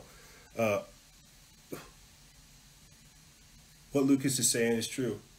And that's what's so crazy, because Lucas is saying the other side of the coin that Kalinda is saying, that there is this problem. We need to come together. Organization is going to look a little bit different. But if we don't start now, we're not going to have any semblance or any remnants of the childhood and life that we had that led us here to this point. And so it is a blessing to be in this position and to talk about this type of stuff. It is also a massive burden because things are moving so fast that it seems like lightning speed before we're able to even get our hands around stuff. And I came back in season 11 on Instagram Live talking to you guys about how I legit need to flesh out mimicking that 25-point proposal that the Yellow Vest did, where we basically combat the communist goals, and we're aware of the Great Reset and more. Like this, I hate to say it, not really, but we have to come up with our own plan. We have to come up with our own agenda. We have to come up with our own proposals to combat this. This is what I said at the start of this year, essentially, that people in our position, be they conspiracy theorists, free-thinking individuals, conservatives, libertarians, anarchists, whatever you want to look at them as. We see Agenda 21, Agenda 2030, but we don't have anything to counter it with. We don't have any viewpoints. We don't have any agendas. We don't have any proposals. We just don't want what they're pushing. And so what we need to do is come up with, again, our own, essentially like our own set of bills, our own agenda, that every single time these people try to encroach upon us, we bounce back to it and use that as like our defense. Like, this is why people use the Constitution as a defense. This is why I'm always referencing to Agenda 21 and Agenda 2030, because they have a playbook, they have a guide, they have a plan, they have an agenda that they're adhering to. And people like ourselves who are in this position, we don't have an agenda. We don't have like a plan. We just don't want what they're doing. You made me, I had alluded to it earlier, how resistance tactics, guerrilla warfare, small acts rebellion, because that's where we're at. We're not organized like these guys. We're not organized like what they do. That's why they're able to pull all this stuff, and we just get screwed every single time. It's on the backs of giants and people like G. Edward Griffin, Philip Schneider, and all these other greats, Steve Quayle, all these people that we learn about these things. And so while having the knowledge of this stuff is important, having a plan of action is equally as important. And so that falls upon our generation. Precisely, Boss Billy. We need to organize. But let's go ahead and get HMJ13. Let's go ahead and get Heban. I hope I'm saying that name right. Heban Munoz.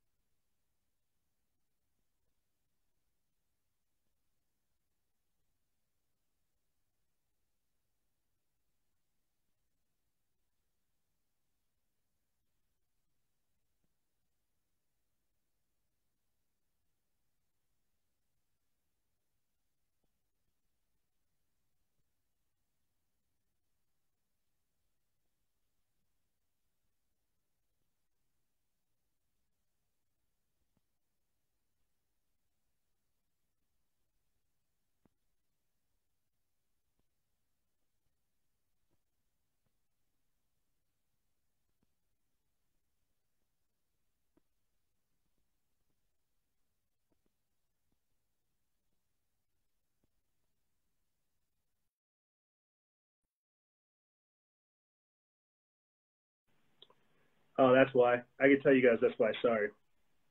People were telling me that there was no sound. That's because the iPad had connected to the Bluetooth speaker. Sorry about that. But we're going to go ahead and get somebody else on over here from our Telegram chat. Nobody has decided to join us. Can you guys hear me? Before I get somebody from the Telegram chat, can you guys hear me yet or no? Yeah? Okay, good. Good. For some reason, they couldn't hear me on the Instagram. We're going to go ahead and get somebody from our Telegram chat. We have not gotten an invite on Instagram. Simi, how are you? And if you're not talking, that's perfectly fine. You can just listen. Hi, doing well. No. Hi. Just enjoying the migration from Instagram to Telegram. So Well, definitely a lot better platform, I think. Sorry, there's a lot of back noise. No, you're fine. You're fine, brother. Could I ask how you feel about Telegram, about the Telegram?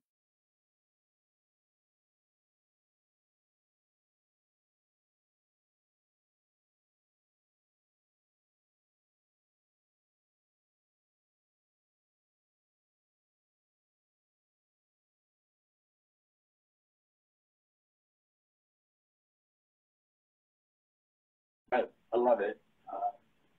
Heck yeah. Well, that's kind of the idea, man.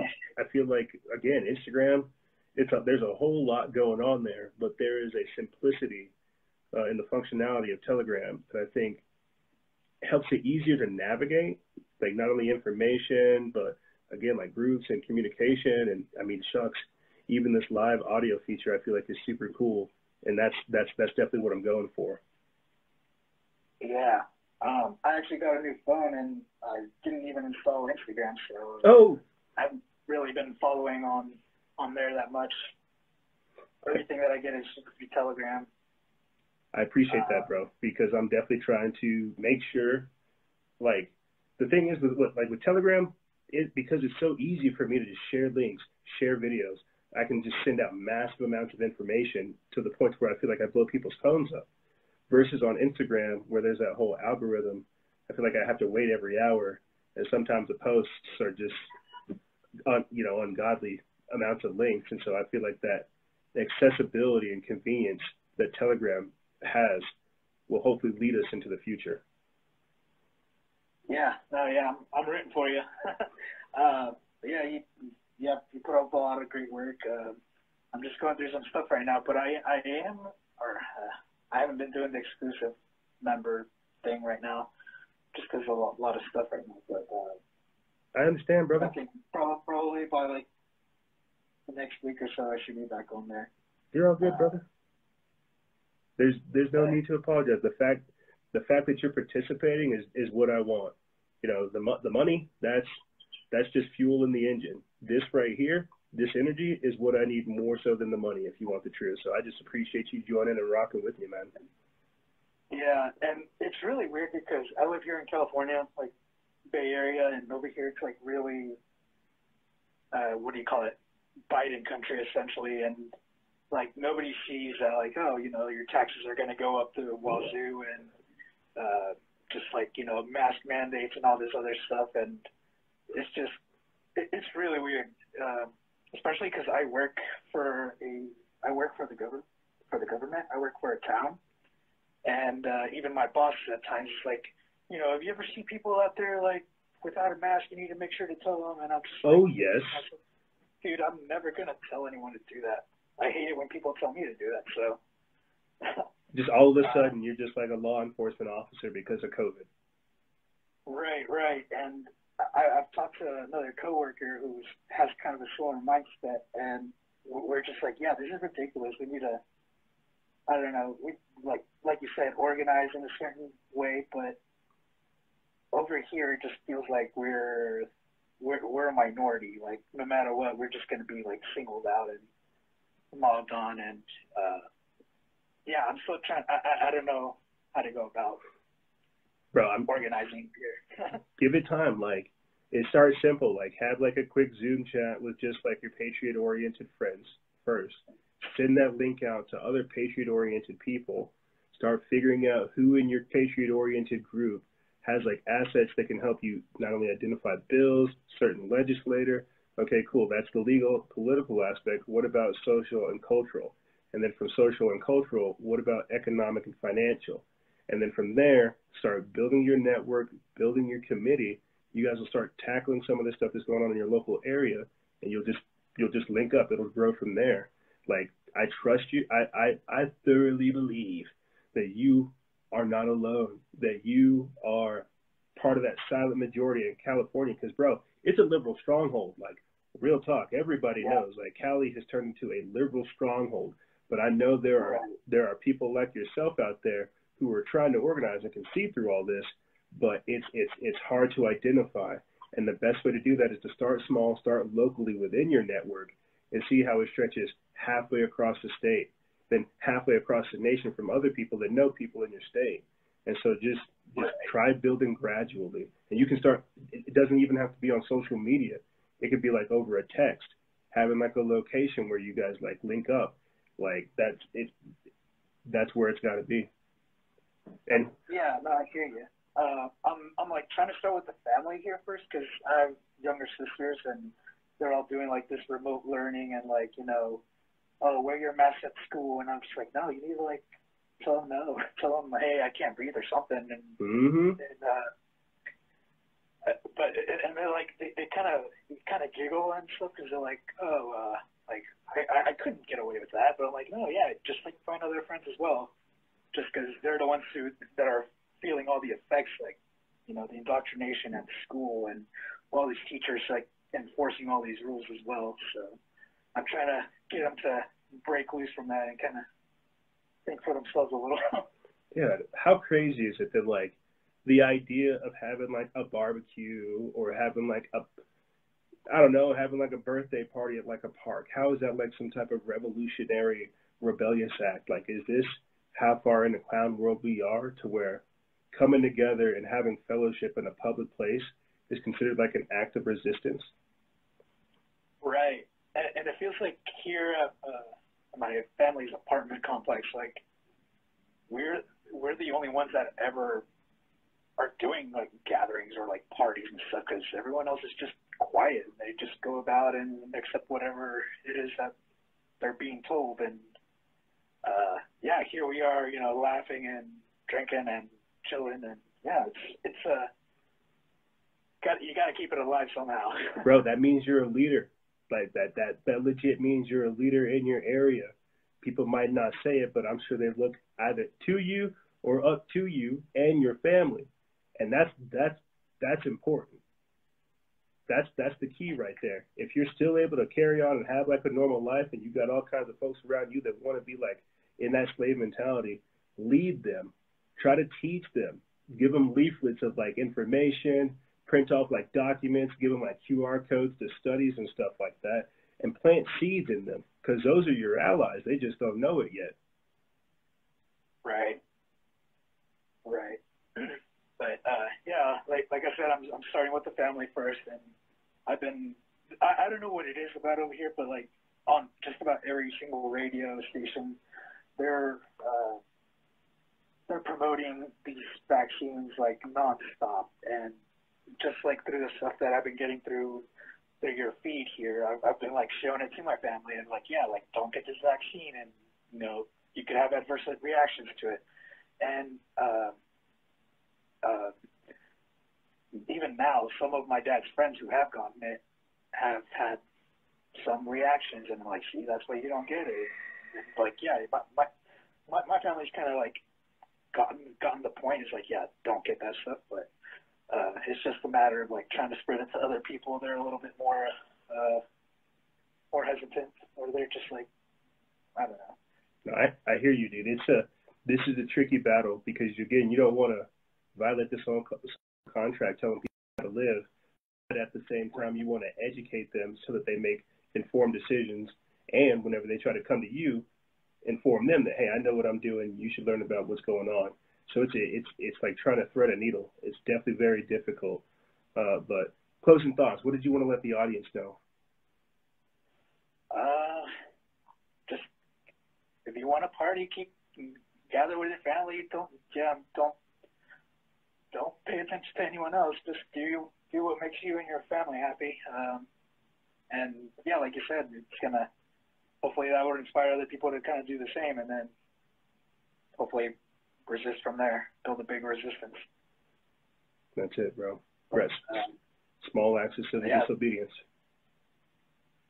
But yeah, thank you so much for all the work that you do. It's really powerful, and it helps a lot. Well, bro, like I said, thank you for joining. Not just like exclusive members, but thank you for like joining this migration, because I feel like this is super cool, man. Like we're on Instagram right now, and we're also like with you. Like I feel like that's super cool. So again, just thank you for joining me, man. Thank you for rocking with us. Yeah, no problem. There you go. But yeah, talk to you soon. Be safe out there. Yeah, you too. So there we go. We are doing so good over here on Telegram. I want to get Rebecca's opinion real quick. She had to deal with some family issues. She was with us beforehand, before we started the show, and then she had to leave real quick. I want to get her on with the time we have left. I think we have somewhere around 15 or 16 more minutes. Rebecca, can you hear me? Yep, I can hear you. Awesome. Can you guys hear her over here on Instagram? Give me like a quick little thumbs up, or just press a bunch of hearts. Boom, boom, boom. I want to say congratulations on the upcoming baby. How exciting. Haha, thank you. We're 9 weeks pregnant today. It's exciting. It'll change your life. You know, I hope so, because I feel like I'm like, not even feel. You guys know I'm like bananas, dude. And I can only imagine having a child right now. So I'm grateful for the things the baby's already teaching me. Definitely. But they do. They teach you more than you teach them, for sure. Well, I definitely, like, it's like when I talk with you guys, I'm trying to be very clear, concise, and to the point with the things that I'm explaining, because I know they're very complex and all over the place. But when I think about how I am as a person and how I deliver that information and how I communicate, I think, my God, I can't carry on like this with my child, because I don't want to teach them these bad habits, but at the same time, I want to educate them so they can make informed decisions. And so I'm just going through this weird maturity, I guess. I'm growing up. I don't know. It's weird. It's good, though. It's really good. I hope so. It's a good thing. Yeah. I've got a 13-year-old and a 15-year-old, and they're sick to death of me talking about this whole situation. So, I mean, you just find your way, and you just do what you got to do, and they'll tell you when they're sick of you and going when they're not. I just hope I don't spam them, or smother them. Yeah. Yeah, I have an issue with that. I could understand why, but we'll talk about kids another day. Rebecca, how are you? What would you like to talk about? I don't know. Some days I don't see a way out of this, and I love where you're at with the whole community, get everybody involved, and I totally get that, but I feel like we all have to do it, and I don't see how we are all going to do it.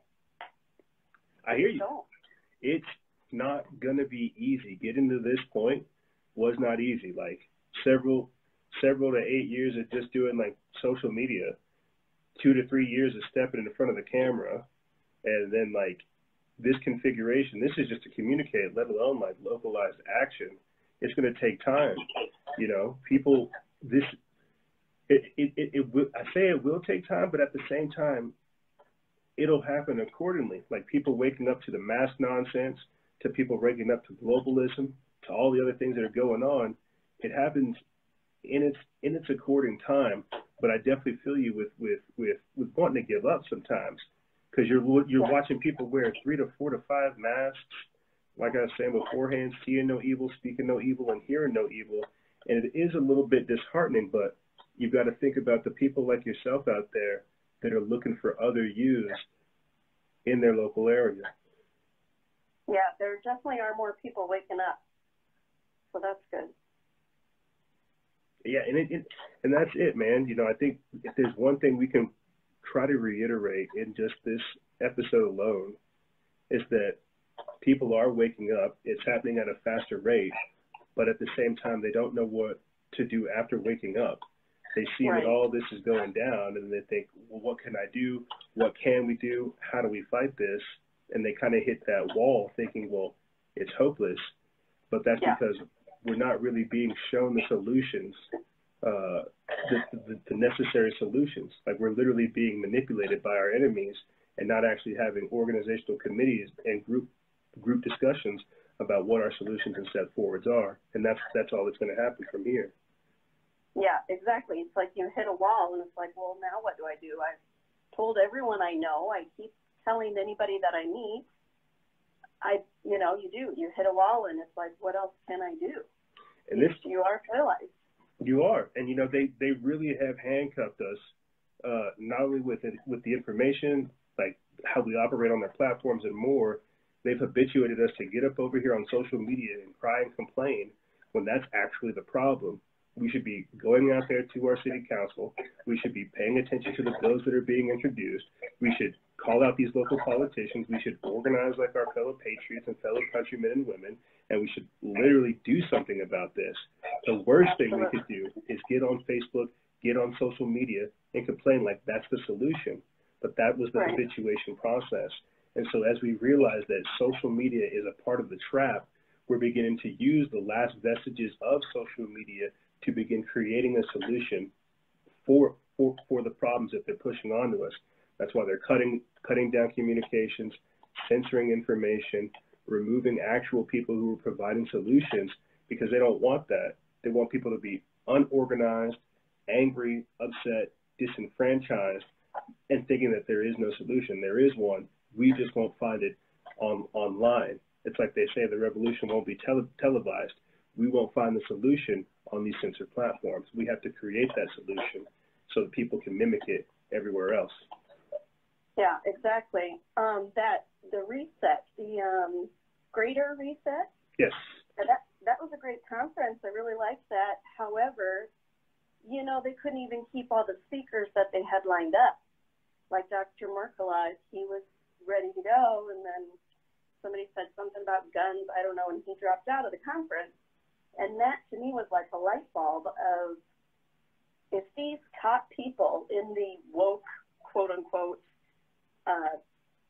gang, if they can't even put on a conference and keep their speakers, what chance do the rest of us, simple, regular people, have to get anything of a group mentality, any sort of community going, And therein lies the issue, is whenever we leave it up to these thought leaders to provide all the solutions, but we don't replicate any actions in our own local area. And what I mean by that is you have all these libertarians and these people who I say they're like celebrity revolutionaries. They're like they're like celebrity influencers. They don't really talk about it. They're not like about it. Like they don't really help connect and liberate other people. They kind of get this air about them to where it's like, oh, well, I've achieved my independence. You need to do it too. And it's like, well, everybody else doesn't have that kind of freedom and flexibility. Everybody else is kind of still stuck to the system. So how do we deal with this problem instead of trying to run away? I'm glad you got away. That doesn't mean we all got away. And so when they take that celebrity attitude to it, they separate us. And so that's why I don't really listen to a lot of the folks over there at Anarcho-Poco or those types of things, because they're not really helping folks out. Like a couple of years ago, I went to a summit in Texas, the United for Common Ground Media Summit, where we were trying to basically prepare for the incoming censorship. It was put on by the Free Thought Project, the Anti-Media, the Minds Unleashed, and the Activist Post. It was great. But the problem was, and we experienced the same thing, the problem was, is once everyone got done with their speech, We went into another room to have like a closed door discussion about, all right, cool, what are solutions? I'm kind of letting out a little red flag. Somebody started coming at me because I had posted about the Elder Protocols of Zion. So while we're talking about censorship, like system-wide, I'm already having somebody within this so-called freedom, free speech movement come at me about something I posted on social media, essentially trying to censor me. And so I hear you. We're already seeing that same kind of like eat your own mentality within the libertarian, the woke, or the freedom movement. It is a cancer, but the easiest thing I can tell you to do is to keep forging forward and staying aligned to the ideas of freedom instead of to the personalities, because these people are people. They can be corrupted and they have their own faults, but ideas are perfect. Yeah, I get what you're saying, totally. Sorry to go on that spiel. No, you're totally good. It's harder to kill an idea than it is to kill, the people or whatever. Precisely. And that's probably why the Great Reset is probably going to happen no matter what we do, because that idea is in so many of the elites. They will never stop until they have it, until they've done it. Precisely. I was thinking about this like a couple of weeks ago. I was talking about it, thinking about it, on like a rant with some local people about it. We have to have like a radical devotion to freedom. Like, I don't think people understand the radical devotion to freedom that the founding fathers had. We think of them as like old, dusty white people when they were like 20-something-year-old kids who had already had a couple wars underneath their belts, deaths underneath like a couple notches in their belt too. They were committed to freedom. They understood what tyranny meant. They didn't want 3% taxes. They were committed to saying, you know what, I don't care if you call me any of these things, colonizer, white supremacist, whatever you want. I know what I am and I know what I'm doing. That level of radical devotion is not here. That commitment is not present. And I can't chastise or fault people because, like I said, we're 3-4 generations removed from people who were actively involved in politics and did things. But that's where we're at now. So you're right. The Greater Reset has a greater chance of succeeding because we are not devoted to our ideas, and we don't know the war, nor do we know our tools. And I feel like that's where we're at right now. People are kind of waking up from that haze, seeing that things aren't right. And then you have people like me in this position who are trying to explain things, but at the same time, we have to prepare people for what comes after where we're at right now. And so that's why it's an ever-evolving battle, which requires us to change at every single phase. Yeah, absolutely. It kind of makes you feel helpless because you are so far removed from growing your own food, from, having livestock, from your own medicine, fixing yourself, we're so used to the system doing everything for us. It just seems almost impossible to be able to break away from that. Yeah. No, I definitely agree. And this is why whenever I was talking about earlier, developing common living areas, practicing self-governance, I'm not telling you guys to buy storable goods, get a generator, go carve out land out there in the woods yesterday, but I definitely think you should have been starting or at least practicing these skills. And this is why having that discussion in your own local area with people is important, because everybody's situation is different. Like the main thing you hear from like conservatives and Republicans is like, oh, well, it's time to pack up, hit the roads, hit the mountains, and let the cities destroy themselves. That's not feasible. That really is not. But at the same time, if you don't have a go-to plan or a breakaway plan or something where you guys practice things like this, if in the event of an SHTF situation, you've already given up. So that's what I'm trying to say is like people have already given up. They're not thinking about what they have to do to hold on to what we have. Yeah, it's really hard. It's hard to not give up. I hear you. There are days where I wish I would just where I wish they would just like kick me off, that I didn't have to do this and I didn't have to think about these things, and I could go have Cold Stone and have some cake batter ice cream, you know. But I understand that that's a part of I can't, you know, because there are people that believe in me, and it's not even for me that I'm doing this. So I feel, and I've said this before, you know, we cannot wait for another generation to be raised up underneath this tyranny. And I mean that. Like, they can do what they're doing to us, but we have got to start building up a system and an infrastructure, at least for the next generation, so they can have the tools to either fight this or stall it. And I feel like that's where it fell on us, as we're getting hit with a blitzkrieg, a shotgun blast straight to the face as all this stuff unveils. And that's why we're kind of caught in this position. Yes, exactly. And that's why I tell my kids, you know, all the time of what's going on, and we garden now, so that's nice. Good. Yeah, but I don't know if it's enough, you know. I don't know what else to do, I guess.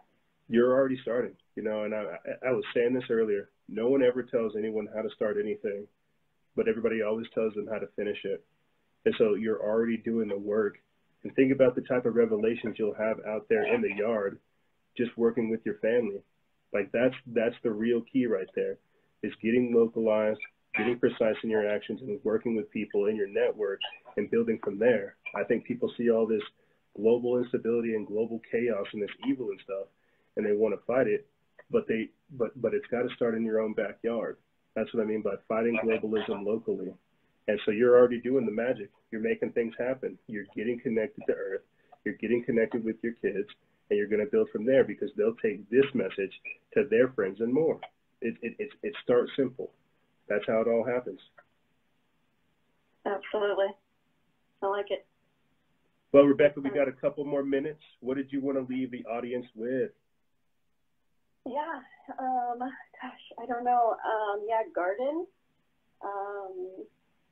I've just bought a ton of seeds, so make sure you get your seeds. So I've been listening to the Ice Age Farmer too, and sounds like you're going to need some seeds. Yeah.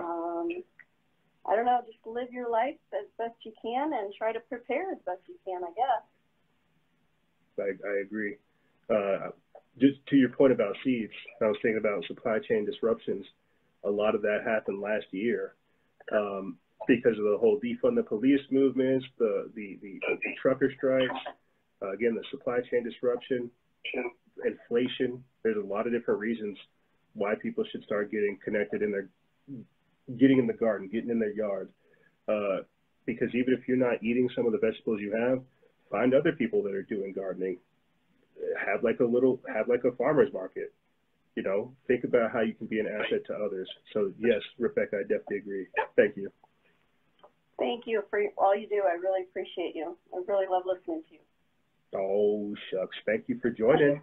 I appreciate that. Yeah. How do you feel about real quick before I let you go, how do you feel about the Telegram audio portion of the show versus like the Instagram video portion? Yeah, I really like it. It would be nice to have video, but it is really easy to use. And I do like Telegram. I joined it Instagram, so yeah, I like it. Oh, there we go. We're sold. Sold. Yeah.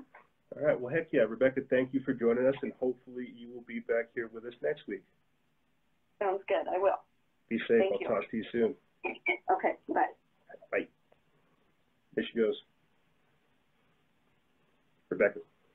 I wish I had this escaped me. I should have asked people's Instagrams so I could have put it into the story or into the description for later so you guys could go follow them. But heck yeah, man. This was the first time we have done a Telegram Instagram live simulcast. And this is just put into the Telegram chat by Miguel, one of our exclusive members. It comes from Newsbreak. It says Jeff Bezos to step down as Amazon CEO. Andy Jassy to take over in Q3. Very interesting. I'm sure I will post about that and talk about that. But that's going to go ahead and do it for this transmission. I'm super fired up that we're doing this, that we are simulcasting. We could do this with Instagram. We could do this with YouTube. We could do this with FedBook. We could do this with any other streaming platform. And that's what it's all about, is, again, diversifying the information because you guys deserve it. If you didn't join out on the Telegram chat, you missed out. You know, while I appreciate shooting the breeze with you guys, I feel like it's super cool that we have this feature right here. And we will definitely be using it going forward into the future. So, heck yeah, I'm fired up. I want to say thank you to Chase, Kalinda, Lucas, Simi, and Rebecca for joining us, for being a part of Base History, my history, because this is a cool configuration. We are just getting started, and we will definitely do more with it. But that's going to go ahead and wrap it up for me. Unfortunately, we were not able to talk about a couple of topics. Maybe we will bring them back next week. But that's all I really have for you guys and gals. If you have any questions, feel free to email me. I'll have it in the description bar below. And as always, guys and gals, stay vigilant, expose lies, and share truth. This is Noise Era, Freedom Faction.